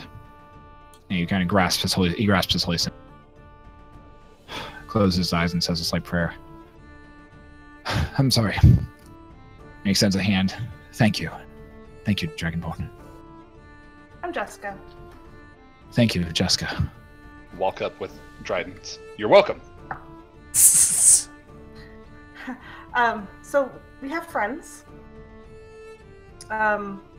This is Leucis. He's crazy, and he's holding our friend Dryden. Why would you introduce me? I'm stealthing. You are so bad at this. He gives you the weirdest look, and it's just like, okay. All he heard was. As he's looking at me with Dryden, I say abracadabra, and then I speak the word change in Elvish and throw Dryden forward. You throw him forward? Yeah, just kind of gently toss him to where he doesn't materialize on me. Or up. There you go. I just toss him up a little bit. Acrobatics. Make a strength check, Lucius, and pray it's low. 11. Dryden, go ahead and make acrobatics as well. Can you do like a Ginyu Force thing when you come out? Okay. So Dryden, as you come forward, as you flying forward onto this actual platform, you stumble a little bit, and then almost kind of like you get right to the edge, and you have to catch your balance, and oh god, and you manage to finally find your footing, and you eventually find your footing, and kind of look back at the rest of the group except for Tonph, who's now in front of you. So god. Where am I? What? Tonph, you have now made it to the actual battle Temple of Cord. Cool. Well, you said he was right. I said in front of me. except for Tonph. Oh, okay. Sorry, I misheard. I was like, So. I teleported. So, he. Hi. Balan just kind of looks a little confused and says, "It's a pleasure to meet all of you. Let me introduce myself formally. I am Balan of Vord, and I am a paladin of Bahamut. I still believe in his almighty truth and justice, and his will be done. Justice will find whoever murdered those poor families." Well, it's very nice to see Bahamut's will still be done, even out here in the middle of nowhere. Yeah, it's quite an interesting city, but so what? I could really use a drink. Yeah, we have rooms. That makes 3 of us. I got some cold alcohol in my pack here if you'd like some. You have fire alcohol. No, I got cold alcohol. Right, and probably a place to sit down for a little bit. But... Yeah, we have rooms back at the inn place. Do we? Do we have rooms? I've got a room. You have a floor. You have a floor. You have a whole common room. I'm staying in Jeska's room tonight. Okay. So. Sorry, I might try to get Balan to get us a room anyway. Oh. There you go. So you all eventually, we'll say, as you guys are having conversations and kind of talking a little bit back and forth, you eventually make your way back down to the Bellows Respite. And I think try to fill them in on some of our more fun. Yeah. Exploits. Yeah, for sure. And it's here that we'll take our 5-minute break for Literally beers. just whispering you. It is here that we'll take our 5-minute break for beers, restroom breaks, and all that fun jazz. Welcome, guys. Hi, chat. How you guys doing? Thank you for hanging out tonight. I love you. You're cute and amazing. Don't ever forget it. Super cute. The cutest. The most adorable. Now I can go to this one when Tom's not here, and I can just make. Oh, wait, no, that's all screwed up. Never mind, I can't use that. You guys is totes adorbs. Totes adorbs. Tops adorbs, Yo, Iron Turtle, what's going on, man? How you doing? K-Dex, good to see you too. You're not cute, you're bodacious, giggity. Huge shout out to everybody who's been hanging out. This is like an RP heavy episode, and not everyone's like super into the like sit around chit chat kind of episodes, but chat's having fun, we're having fun, so yeah. If you guys are having fun, that's all that matters. Yeah, there were some interesting RP moments there, and it is part of D&D. It is a role-playing game. However, depending on where the group decides to go next, that'll kind of depend on what happens next in the following thing, which will be kind of cool. I'm excited for it. I'm very excited for it. It'll be fun. Oh, good. Anyways, in case you're new to the channel, don't know who I am Shadowhack90 or Nathan.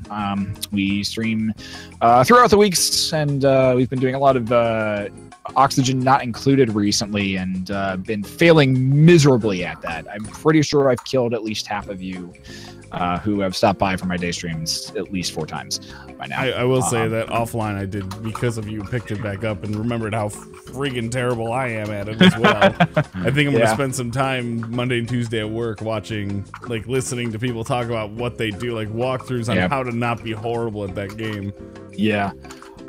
Storm's got to cycle 56. Damn, that's like 10 more than I've only gotten to 47 because my entire colony hates me by that point, and they start dying. I'm just like, God, it's horrible. I was getting caught up on Game of Thrones yesterday, playing it. Yeah. And so I was mostly looking over here at Game of Thrones, and then, oh yeah, I need to do this. I got to 12, and I was like, something's not right. I look in the top right corner, it says 4 of your settlers have died, and I only had 6. And I was like, oh okay. That's horrible. Oh man. I'm trying like a pyramid style this time. Like I'm building down, so that way I'm never building above where the oxygen I have is. I'm trying to build down and see if that works at all. Not sure how well that's gonna go. I have no idea. Anyways, you can find me on Twitch, and if you're here, you find me. We do this every week, and I'm excited for next week. I'm excited for GuardianCon. That's gonna be hella fun.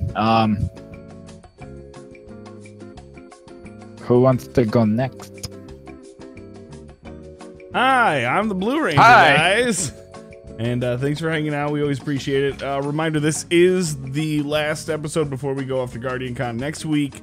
The episode might not air on time, as we're only filming it on that Friday, and there's going to be a lot of editing, I think, in order to get it out by Sunday night. So it might not happen immediately during that time period. So we'll see how it goes. But worst case scenario, the next episode will air at a time to be determined, or just put on YouTube for people to watch or something. And then in 2 weeks, we'll do a mega recap for people who missed it and make sure everyone knows what happened. But we are filming a live episode at GuardianCon. However, it will not be live on Twitch. So we'll figure it out. But live. I'm the Blue Ranger. I stream here on Twitch. I have been doing Monday through Friday at 5:30 p.m. Eastern, but that's actually changing to Mondays and Thursdays through the rest of the summer. And gonna spend some more time enjoying the weather here, because I live in Western New York and we get like 3 nice weeks a year, and we're in them. So I'm gonna enjoy the rest of the summer and then get back into streaming full time in the fall. But we're gonna bounce it over to Zach. Hey everybody, my name's Zach. I'm really looking forward to Thursday, and let's see, Thursday, and then Friday's GC and recording, and then Saturday's GC also, right? Yep. I am pumped for it. But you won't find me on Twitch. Unfortunately, I don't stream because I don't want that kind of pressure in my life. Is it really unfortunate though? It's unfortunate for everybody else because I'm clearly awesome. So, I mean, you guys get to miss out on my adventures in gaming, but you know, no, we don't. We don't miss out. We're there. We're there for the excitement and for the salt and the rage. Yeah, but it's all right. Yeah. But you can find me. I tweet sometimes. It's above my head. I'm gonna try to a lot more at GuardianCon. I think that'd be cool. We're gonna do some periscopes. I periscope a lot when I'm on these trips. So you'll find that you'll get your tweeting in through my periscope probably. Yes. Double whammy. That's right. And who hasn't gone yet? Everyone else. I'm Ramsbug. I'm the other person that doesn't stream. I do mod around here on Twitch, and I'm extremely excited for GuardianCon. This is a dream come true to see everyone that I've met over the past several years. Check a look. So, you can catch me on Twitter, though. I do actually tweet occasionally when I think about it. At Ramsbug. Shadow. Hi. I'm Shadowcawn.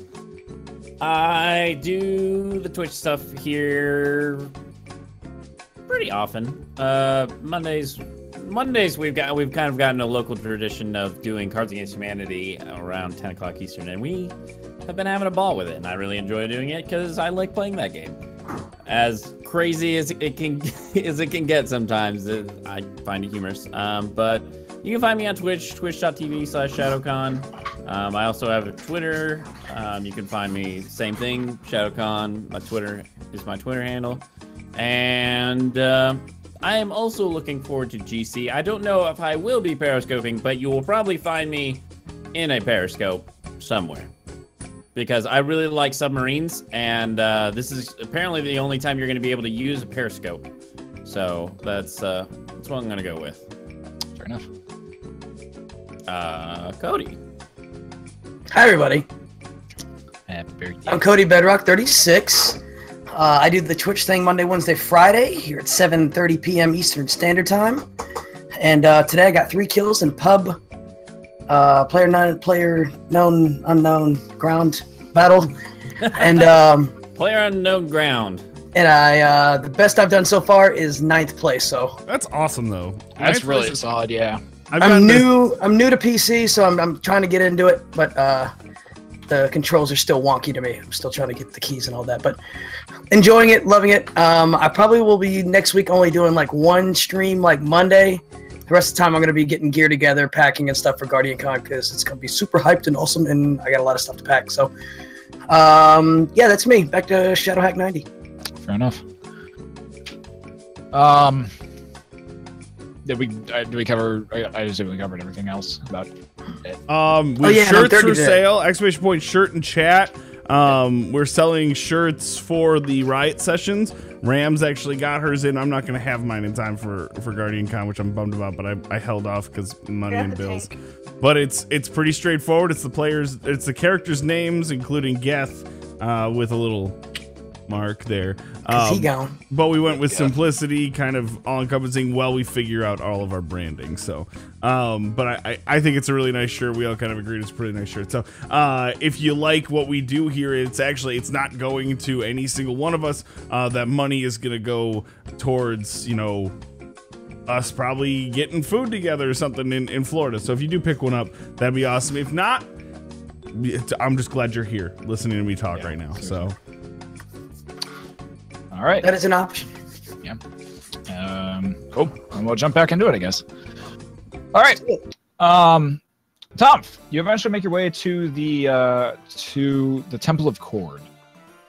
Very similar to the temple that you were just in recently. considering you were just there. The pillars line the entire area. The acolytes are still kind of wandering around. One of them walks up to you as soon as you enter and says, you were just here a few hours ago. What can we do? What can we do for you? Oh, I just came back to check on the Battle Master. There's a big lynch mob up near the top, and so I was just gonna ask him a couple questions real quick. Okay, he's still meditating. Yeah, I get that he does that a lot. But... He does that quite often. We don't normally say, only seems to rouse when there's or when he's training, and that's often does that. He doesn't does that. If he's training us, that's a little scarier, honestly. But still have a few of the bruises from the last time I went a few rounds with him. But cool. He's in his I'll accompany you, and they start walking with you back to the very central sand pit that is about 15 feet down, about 15 feet down, and still sitting there, just kind of kneeling in a very meditative stance, one sword set across his lap, his back towards you, the different swords still in their sheaths on sprawled across his back. He just still sitting there, very contemplative and meditative at the moment. Okay. Hi, Battle Master. I'm back.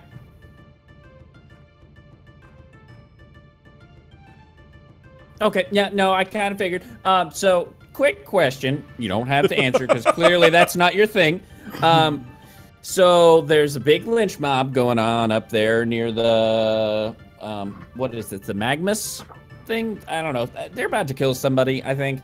I was just coming here to verify if, in fact, the guy, he looked like he's a possible half-elf. He's a follower of Bahamut, and one of my comrades is a follower of Bahamut. So, I just wanted to come check. They said that you went to trial with him, and I know you do your thing, and you got all, in people's heads and stuff. Could you just, nod? You don't have to say anything. It's okay. I know that's you kind of don't like to talk. But if you just nod saying that he did or did not confess to killing those people, that'd be cool. Also, just checking in.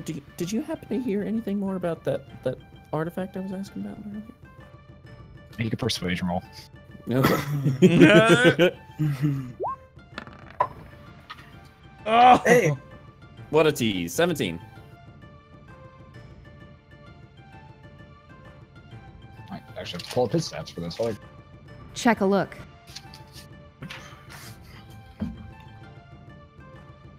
Gotcha. Cool. Okay. Check a look. You hear a voice in the back of your head, Tonph. And it just simply says, "The one I tested and tried was found guilty on all accounts." Of what was his trial for? Was it for the murders of the people? No response. Okay. So there was a follow-up question there. I don't know if you caught it, so I just wanted to throw it out there again. There's this artifact I was asking about. This orb of passage. I think it's an orb of passage. Hold on, let me check my notes real quick. I'm really scatterbrained. Lots been going on lately. Let me tell you, it's been exhausting. But I know you're a busy man. I'm gonna let you do your thing. Again, if you just wanted to, nod yes, no, possibly. Trying to help my buddy Geth. He unfortunately was on the wrong side of a stone. Kind of got munched. It was pretty bad.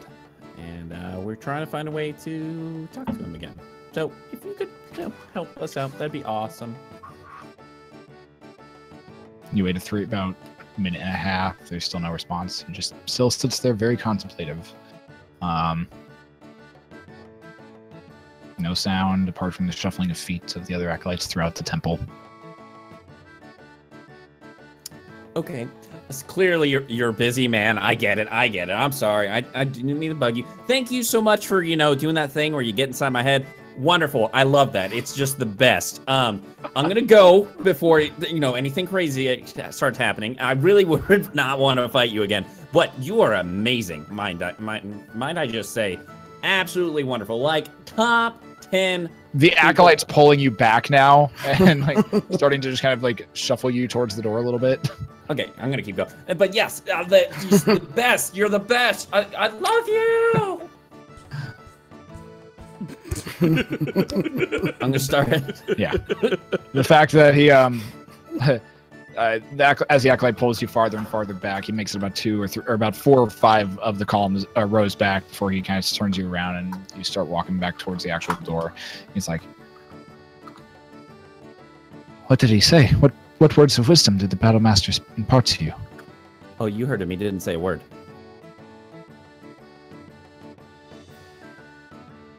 He did not speak out loud, no. Yeah, I didn't hear a thing. I was just hoping. He tends to do that. Yeah, and I've got that. A lot of people said he's really quiet. I don't know if it's like a personal thing, he just likes to do that, or if it's more like a I've never heard kind of I've never heard him speak ever. I've seen him open his mouth to eat, but that's about it. So does he like puree it? Like he just gets a big mortar and pestle and just smashes it on? No, he actually just knife and fork and just like the rest of us. It's very bizarre. So he has a tongue, as far as I can tell. That's gross. Why are you looking at somebody while they're eating, looking for their tongue? Come on, don't you have any decency? You're not supposed to look at people's mouths. Why do you have bird shit in your hair? What? Why do you have bird shit in your hair? Because I like it. Why are you looking at my hair? Why do you have funny robes on? See, I can do it too. Rude. I walk away. You walk out. I take some of the bird crap and I just throw it right on the ground. That's for you. He gives you a really odd look and just turns around as the door's shut. Clean that shit up. But to be honest, you're going to want to apply that twice daily. All right. I think you got the message. So. All right. So I'm gonna start heading back to the Magnus thing. Okay. So eventually you get back to the the rest of it. No, he's heading back up to where the mob was at. Oh. So eventually you make it back up to where the mob was at, and it's dissipated. There is no person on the there's no person or any individuals standing around, and not on the area that you like the raised platform that kind of like overlooks down into the center of this under mountain. Okay. Is everybody there? Nope. Huh. Interesting. Well, looks like they killed the guy, so that was all for naught. Well, I think I did my best, so I'm gonna go get a drink. Okay. So eventually, the rest of you all have made it to the Bell's Pit. You're enjoying some food. You're enjoying some drinks. And flirting with the barmaid. I mean, you're beyond flirting at this point. Nice. And she's yeah, like. Nice. Yeah, you're beyond flirting at this point. You're just. She's enamored how your hair is slowly starting to grow back in at this point. Like it's maybe about like an inch out. Yeah, I've got other tricks I can show her too. Anyways,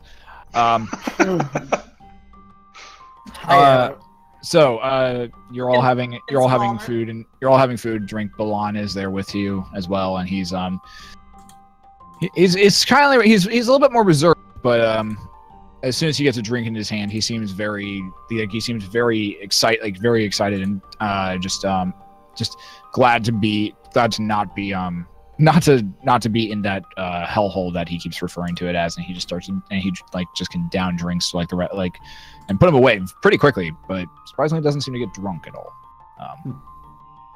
Gotcha. However, Tonph, you eventually walk in, you find the rest of your party currently sitting around enjoying some drinks, enjoying some wonderful lively music as there's a band playing in the tavern. And hey, everybody. You find the sandy-haired gentleman with the slightly pointed ears currently sitting with your party at this point. Oh, hi, Blondie. You're not dead.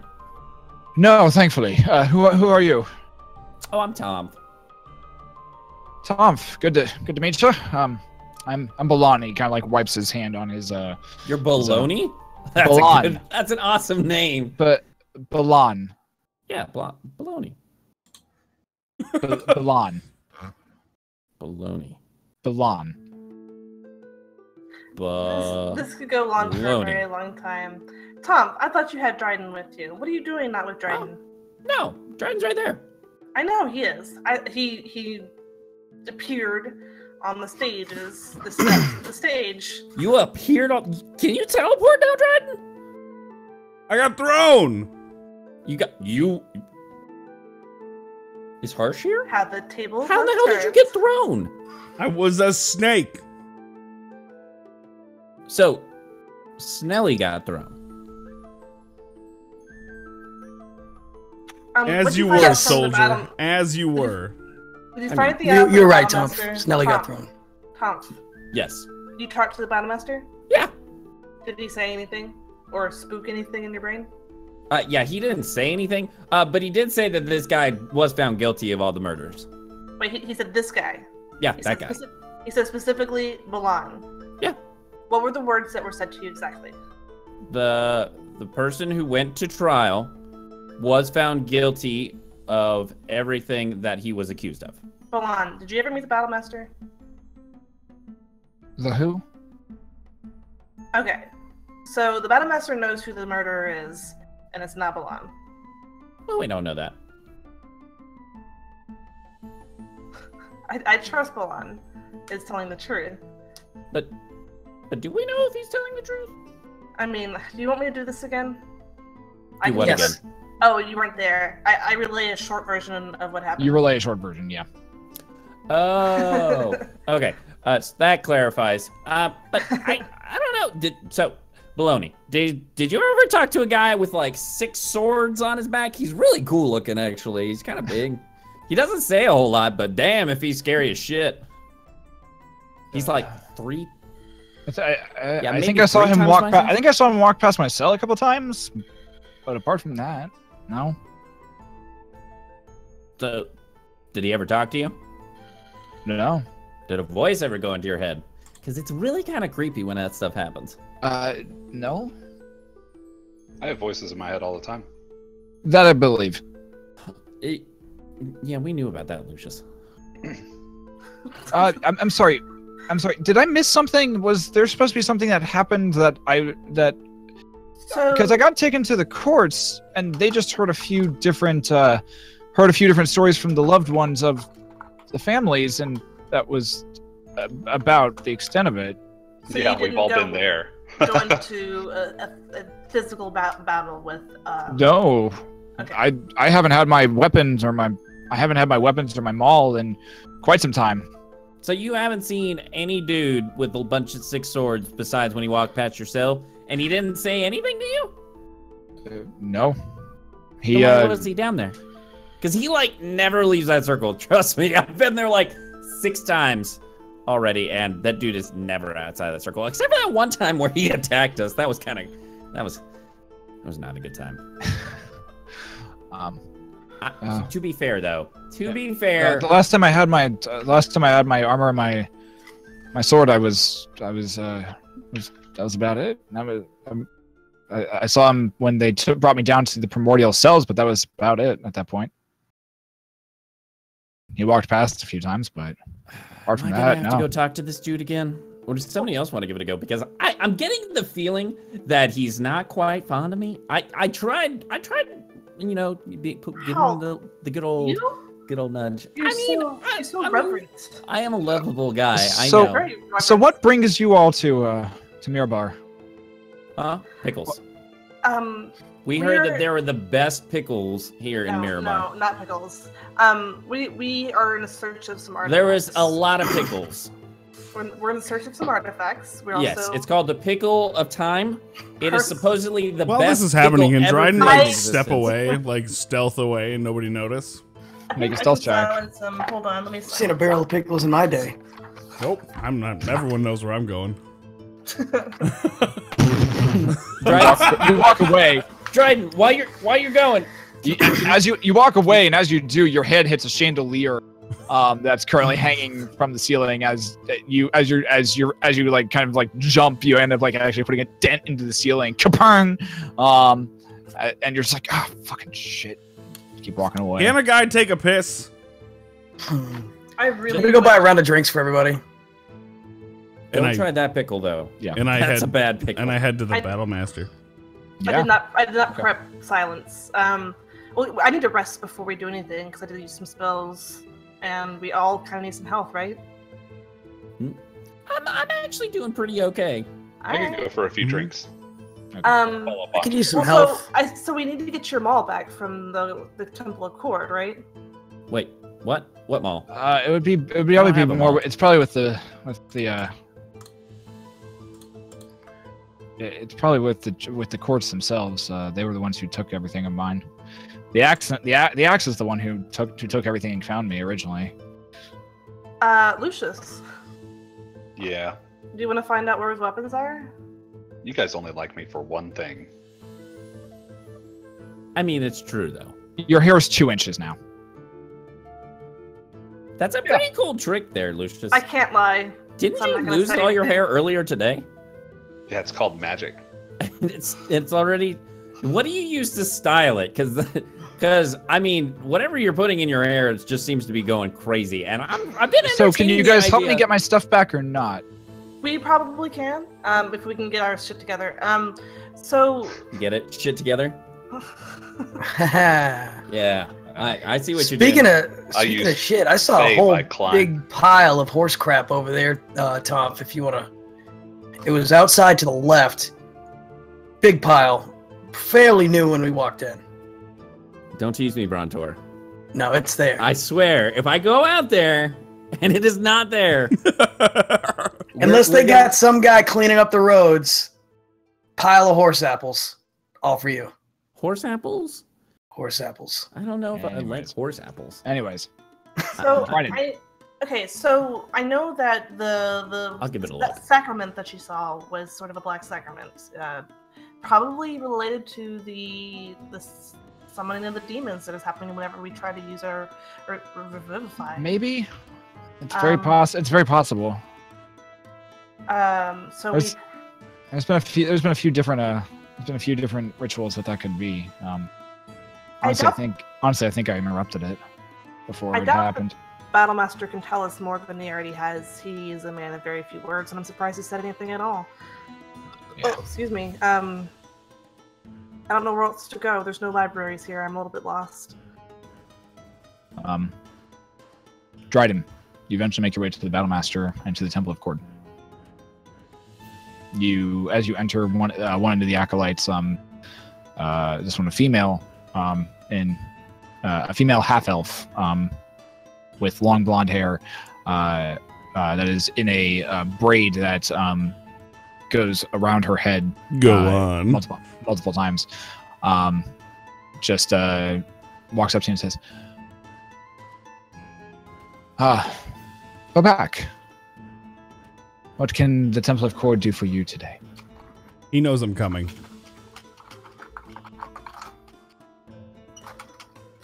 Okay. He's currently meditating. You walk past him. All right. You knew. You knew. I didn't have to tell him. He knew.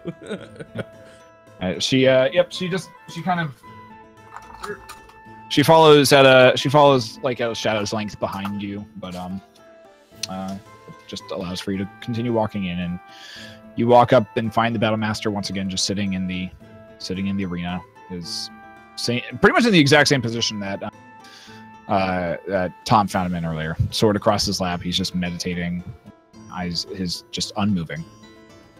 Where am I positioned in respect to him? Pretty much directly behind him at this point. Okay. I just kind of move a little bit to the side, and I also just sit down. Cross my legs and sit quietly. All right, so you're about 15 feet up on the ledge, unless you're dropping down into the actual pit itself.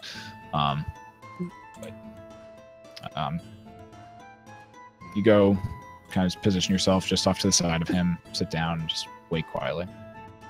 I wait about 20 minutes. So you can do whatever you got to do in between now and then. Okay, cool. Fair enough.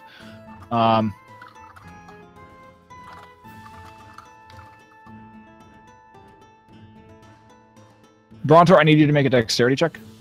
Okay. What a change. Mhm. Dexterity save. No, check. Got it.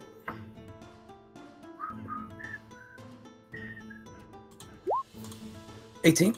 Okay, good to know. Nice. All right, good to know.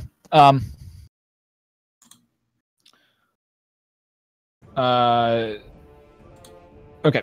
About 20 minutes goes by, Dryden, and there's still very little response. A few of the other acolytes kind of seem to be, as you're just sitting there waiting and just kind of waiting for him to respond in some way. A couple of the other acolytes start kind of just coming out and just kind of like leaning against the pillars, just kind of watching, getting ready to see what, kind of watching, seeing what happens to this individual who survived one of the trials of the Battle Master.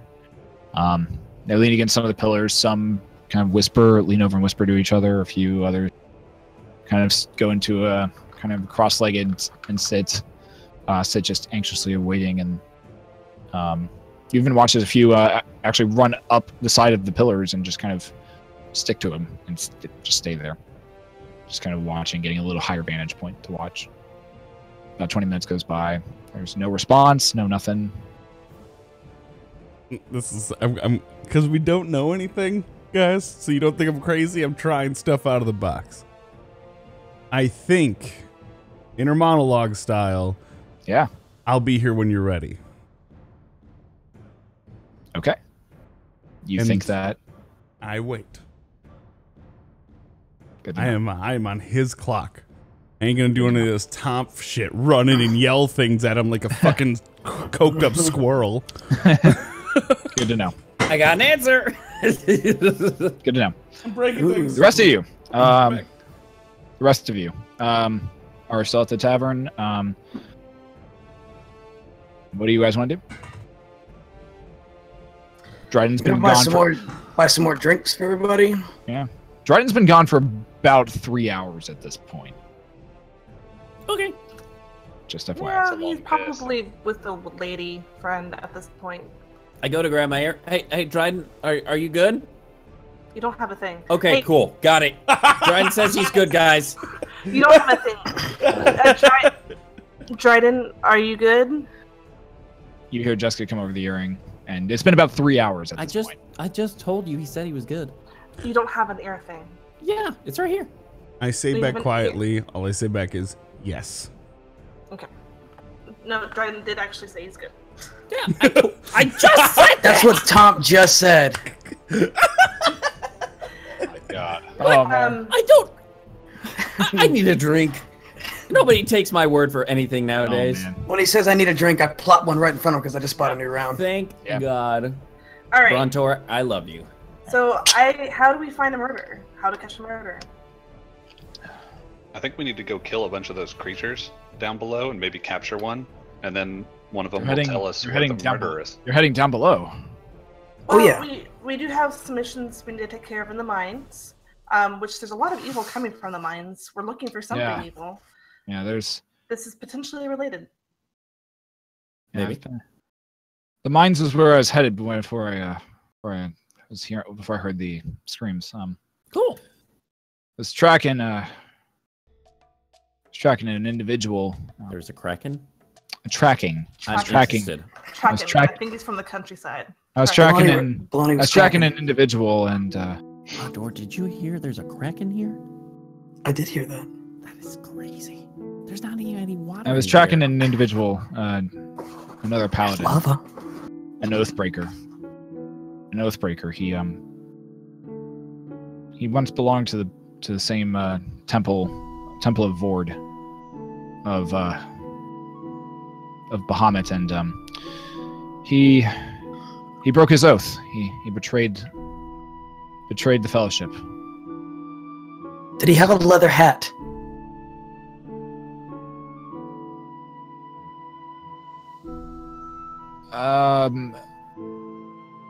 Oddly enough, I think he did. I've seen him. What did he look like?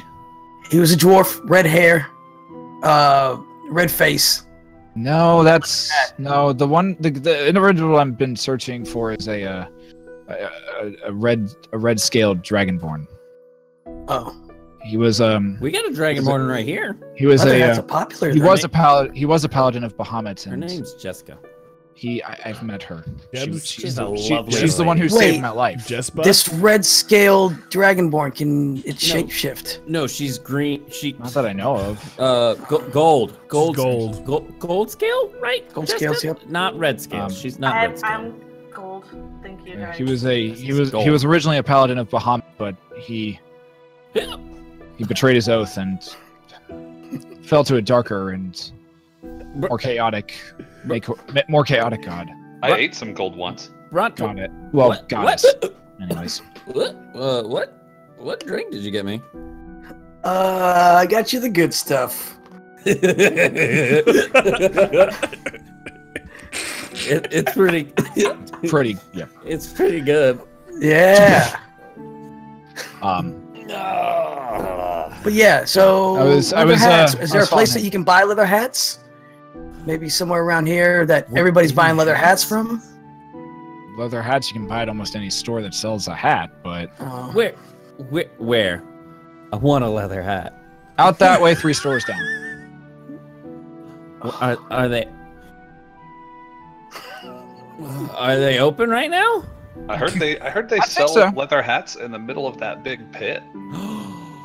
No, don't go to the big pit. Don't go to the big pit. Don't go to the big pit. Don't go to the pit. Don't go to the pit. They sell hats in the pit? Nope. Don't. Is go it to- like- I'll go with you to that store if you want to go. Are we going to the store? Let's go to the store. I need another drink first. Don't go to the. Tonph waddles off to this bar. Tonph, make a Constitution saving throw. I come up behind him. Constitution saving throw up. Constellation. Tonph, you make it to the bar and you are standing on the bar. You're standing on the bar stools and begin screaming at the barmaid that you want another drink. God damn it! I will have it. It will be. Boom. You just face plant right into the bar. Your feet just dangling over the edge. The bar stool collapses underneath you, and you're just. Damn it! Who flipped the gravity? You're just out. You're out at this point. That's not fair. All right, I'm gonna slip out, go to the store, and buy us a couple hats, Fair enough. and come back. Yeah. Okay. So, eventually, you guys find. Are you guys taking a long rest here? I take it. Yeah. Okay. So the rest of you guys take a long rest. Dryden. It approaches about the 7-hour mark at this point. You hear a voice creep into the back of your head. You have patience. The mark of a true warrior. Why did you come? I think my inner monologue. I gotcha. Yeah, I gotcha. We came here with very little purpose, but we're leaving with a great deal of experience and knowledge. My friend has tried to speak with you. He's a little quicker to decide.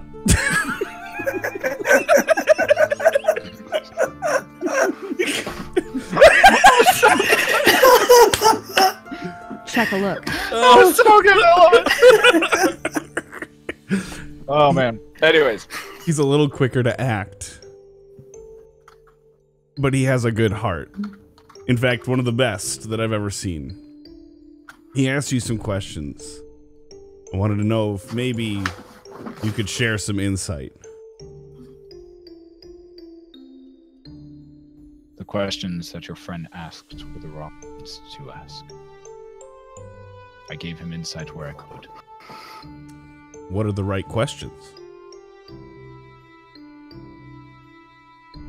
Yes. Check a look. You seek something that has been lost for quite some time. Something better left forgotten. Only pain and suffering come to those who go on search of this item.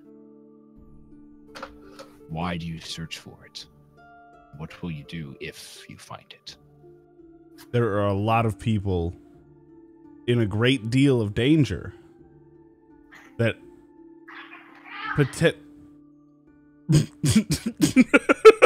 Sorry, Tom's getting a little rowdy.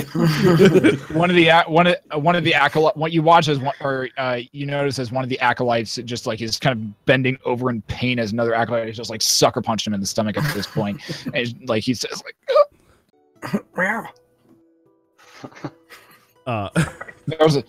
There's a shot like the battle master's eyes flick open and like just flick right over to them, and they just are immediately silenced, and they go into a deep bow and slowly back away. Khajiit has wares. There's a great deal of people, a great many people who are at a great deal of danger, and we're trying to stop them. I'm sure with your knowledge, you're aware of the giants and their onslaught on this part of the world. We're trying to end that.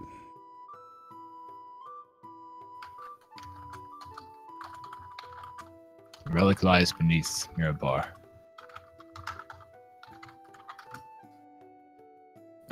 Find it. What will you do with it? I'm not the person to ask, because I'm not the one with the knowledge of the Arcana to use it. I'm here to assist those that are smarter and wiser than I and help them find this and make sure they're safe so that they're still here to make the decisions that need to be made.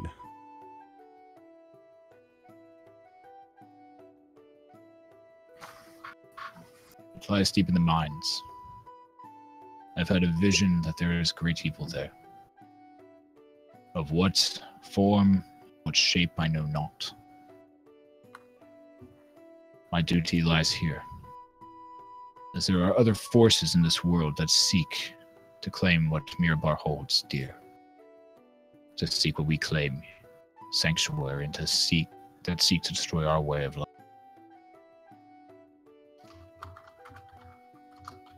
Last. Your test. Your test. Pass the first trial. My trial. But your test from one higher than me. Seek out this evil. Destroy it. And end it once and for all.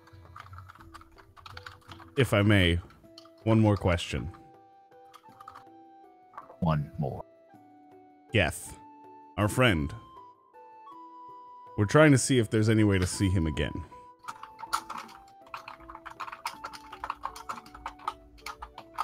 The cobblestones start raining from the ceiling.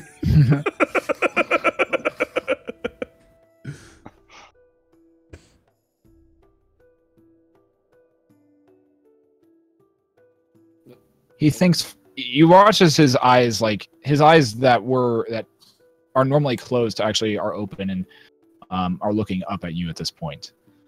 And he seems to be almost contemplative.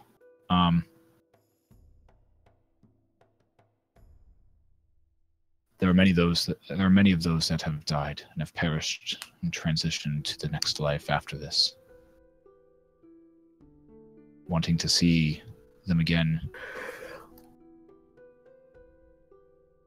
is a reaction from us who are still living. It can be viewed as both selfish, but it can also be viewed as closure. It's possible to see him again. There are many artifacts in this world that do that, but many of them are hidden. Well-guarded secrets. And those that have knowledge of them will not give it up lightly, as they believe that those who have passed on should not return. Or that those who seek to see them, they are only doing it for selfish reasons, because they did not have the time that they wanted with them.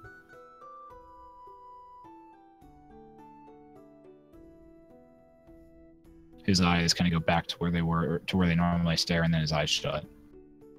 And he says no more. I say thank you. Then I get up and I walk out. You do. And the whole time I crop dust the entire area.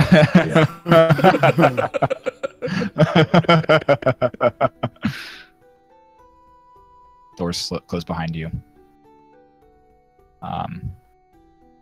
You eventually make your way back to the Bell's Respite.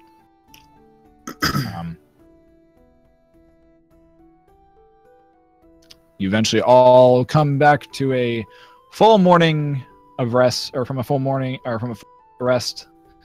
Well refreshed. Tonph waking up on the bar. I slept in Tom's room.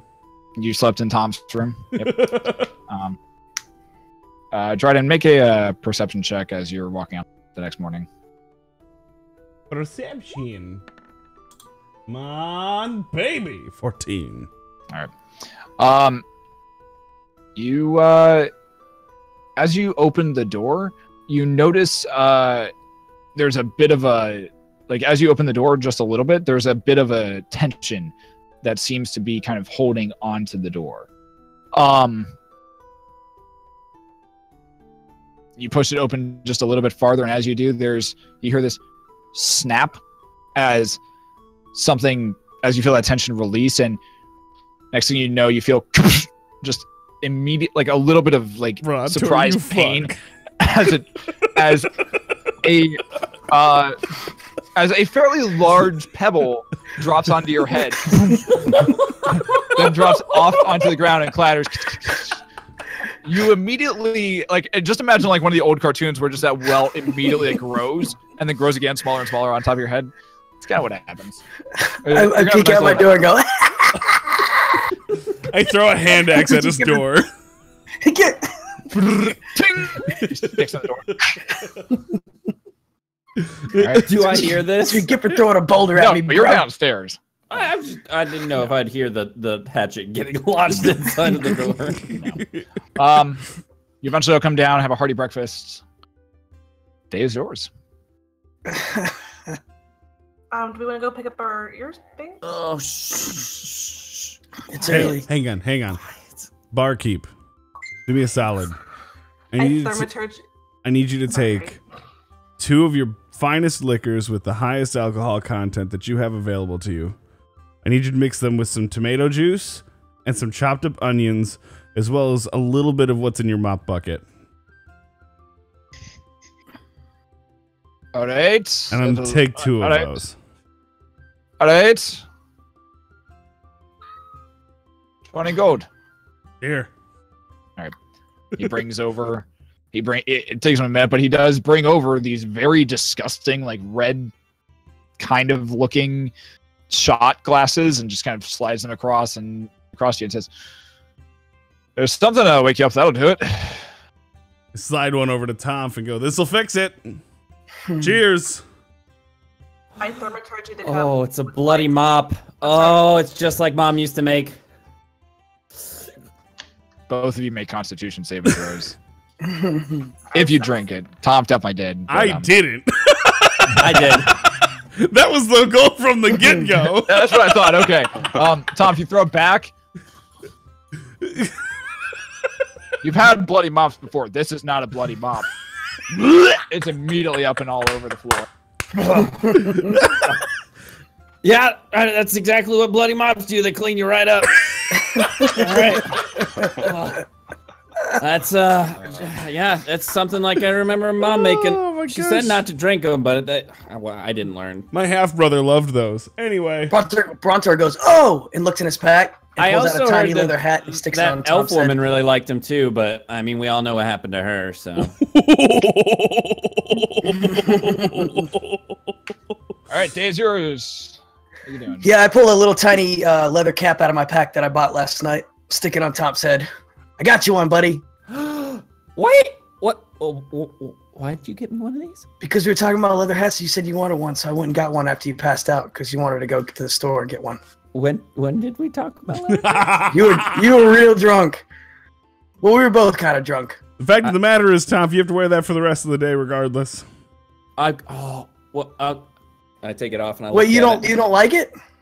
No, it's wonderful. I just didn't know you got me this. Yeah. Now, barkeep, can I get another one of those drinks real quick for my buddy right here? Oh, 10 nice. gold. 10 gold? Okay, that seems fair. He gives it. Yeah, He's just charging us for mop water. Yeah. Take a swig. You asked for liquor in it too, and it's like his top shelf liquor too. That's true. so That's true. That's true. So Constitution. If you drink it, you 22. you down it and you keep it down. Nice. Here you go, buddy. This is delicious. Thanks, Tom. Thank you so much. It tastes like the underside of a carriage. It was real good. Real good. Is it as good as my coffee? Almost. Good, because Almost. I'd definitely have to have some words with them. If it At was this better point, than a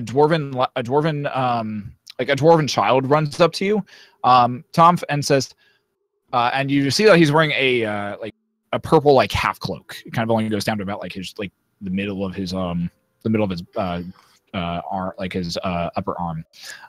And he looks up at you and says, "Are you Tonph?" Yeah. Here you go. He holds up he holds up in his hand 2 sending stones. The 2 earrings that you requested. Awesome. Well, here, I assume you're from the Night Mantle. I'm from the Night Mantle. Oh! Here you go. I give him the. Did we? I hadn't paid him We'll yet. figure it out after the session. Yeah. So I hand him something. Yeah. You hand him the gold. He looks down at it, counts it up. Thank you. Turns around, runs out. A certain amount of gold. Yes, certain amount. X amount of gold. You never heard about X amount? It's my favorite. It's a popular currency in halfling culture. So All right. just a little tidbit of information for you, Leucis. Thanks. I read about it in algebra books also. Yeah. Algebra. What's algebra? Magic. No wonder I don't deal with that kind of stuff. I'm very limited in what I know about algebra. Then What are you guys doing? We need to go to the mines. mines To to the the mines. mines. Mimes. To the Mine mimes. Like no talking clowns. Mine ho. Okay. Mine ho. To the mines. Do a All right, so Institution you guys- saving The throw. mines. All right. So you guys begin making your way to the mines. Who We're is now at leading? an invisible box. Who is leading the charge to find the mine? Me. Oh, Right. help. Make me that survival check, good sir. Oh, of course. 6. Over the better part of what is about 3 hours, it takes you to eventually find your way to the elevator that takes you down to the mines. It is on the lowest ring of the city, and as you get farther and farther down, Magmara, the fire primordial, is actually you're a lot closer to it this time as it continues to rise up, and seems to kind of walk through the inner kind of walk still within this space that it has in the center of this undercity, and it just continues to light these forges or these little holes pockmarked in the walls themselves. This thing's huge. It's as you kind of look down off the edge, it descends for probably easily about 500 to almost a good mile. It descends almost a good mile just straight down, and it's Bagmar is literally just the whole thing just kind of goes all the way down and even farther up from the where you guys are at. You all eventually descend farther down until the 2 dwarves who are operating the elevator basically say, "All right, here we go. Ember Hide Mines. Careful where you step. Some crazy shit going on down here as of late." Baloney's with us, right? Balon is with you. Yes. Yeah. How well lit is the mines? Like, do we need a torch or? No, it's pretty well lit at this point. You can see as you get off the elevator, you do actually see like this entire area has been like kind of quarried out. Like it's a very like this part seems to be kind of the more processing area of the mines themselves. Like there's a few small buildings and small huts that seem to be around. There are a bunch of different dwarves just kind of running to and fro, running in and out of different tunnels. You see, and as you do, you watch as they're all kind of walking and bringing different like barrels and different carts out of the tunnels. You're seeing some of them are wearing like this very, very like dark red kind of vest uniform that they kind of seem to wear. There's others that are wearing a more blue vest, and others that are wearing a darker green vest. Although a lot of it's just covered in soot, so it like the fact that it even kind of pushes through is very surprising. You also see a few of them that seem to be silver as well. You continue walking. You walk down, and you're eventually stopped by a single dwarf who is wearing a red vest, and he's got a brown beard that just looks like it hasn't been touched or cleaned in. He doesn't look like he's been cleaned in like at least 3 weeks, and the smell is even worse. And he just looks up at you and he says, "Oh, stop there. What brings you down to the Amberhide Mines?" We're here to kick some ass. What? We're here to chew ass. And take names. I think you're in the wrong portion of the city. The I want to know how he goes there. The forge's pillow is up in the second ring. Noted. That's good to know. It's in the foundry. Forge's pillow. It's up there. We don't do any of that down here. The Axe normally take care of a lot of that. They've been doing decently as of late, but I'm sorry, what are you here for? So wait, the Axe chews asses too? Snacks. Well, I mean my boss normally would chew my ass out if he's yelling at me consistently, but apart from that, it's a lot kinkier down here than I thought it would be. I kind of like it. Hi, I'm Jeska. I've been sent here to investigate some murders.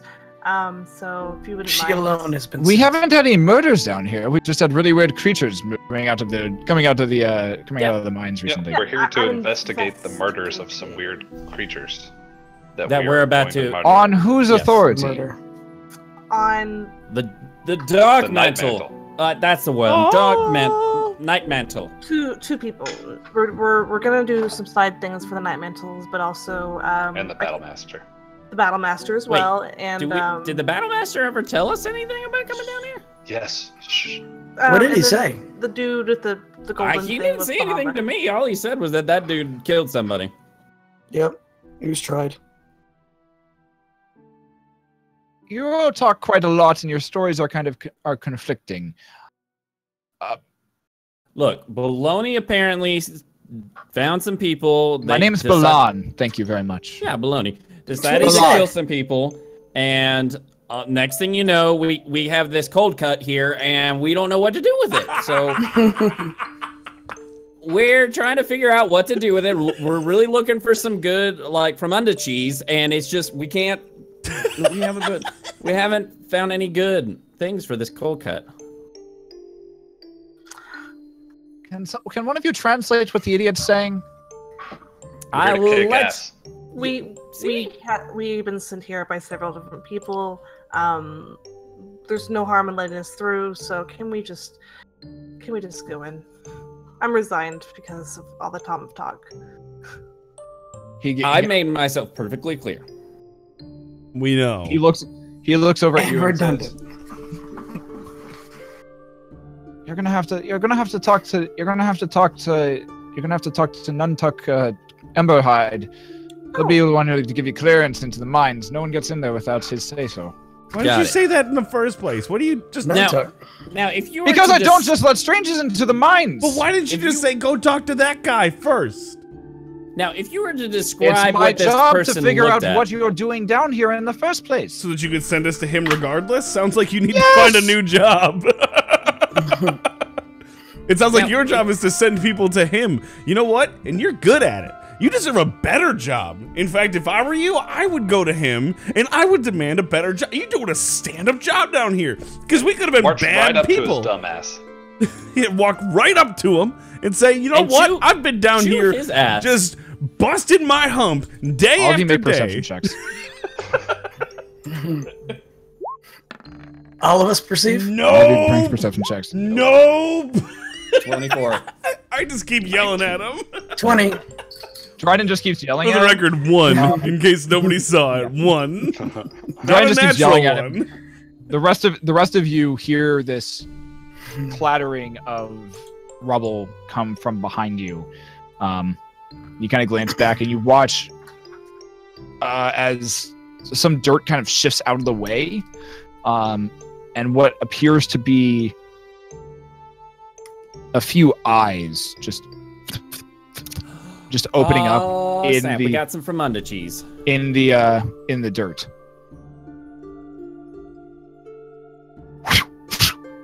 Four different tentacles just immediately wrap out or spring out of the dirt and start trying to wrap around all of you. And it's here that we'll pick up next week. And next week on Friday. Okay, so it's not Fromunda cheese, it's sausage links. But it'll work! It'll It'll work! There it goes. It still works. It'll work. Oh boy. Wow. From Underlinks? Fromunda links, there it is. That'll work. Cool. Okay. Nailed it. Ding ding. Ladies and gentlemen who've been hanging out on Twitch, thank you for hanging out tonight. That was a very RP intensive session, but they happened. That's how D&D works occasionally. Next week we will be starting out next week we'll be starting out exactly with I hate all of you. So are they cracking links now too?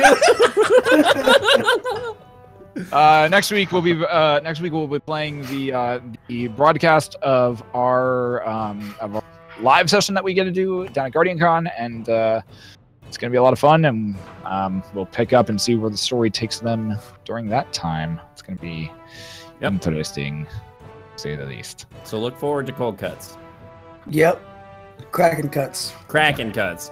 That's gonna be our dude. We could make a business. Again, Start selling Kraken cuts. I just want to point out real Whole quick, D&D themed there's restaurant. no promise that the next week is going to be the same bat time, same bat channel, because there's going to be a lot of editing that needs to be taking place between Friday night and Sunday night. We are going to be probably at Disney all day Sunday. Saturday all day is at GuardianCon. Saturday nights parties. In fact, I would be shocked if we had this thing to you guys before like the weekend of the next episode after. Next episode. So we'll let you all know when we vodcast it, because I know I'll be in chat whenever we vodcast it through the whole thing. Make sure I'm interacting with everybody, but you know, that's gonna be a little different. So instead of in fact, I would just say right now it's not gonna be next Sunday at 7:30. So, but we will absolutely let you know. I wasn't sure what we had covered for that, but good to know. Blue's helping to produce all of this, and he's been a huge driving force, and It's my vacation too, so it depends on how much of my vacation I want to chew up editing. But we thank him profusely for all the amount of hard work he puts into all this. Once again, guys, we'll be throwing all this, and if you are at GuardianCon, come hang out and watch us play live. We think. It depends on if we can Figure get this the out. possible location that we think exists. Then we'll be having some people come join us. Otherwise, we'll be in a tiny little hotel room sitting on beds, and it'll be a little different. So it'll be a little more intimate. Anyways, guys, love you. Thanks for hanging out, and we'll see you guys next week. Dibs on Cuddles with Tonph. Bye, guys. Nailed it.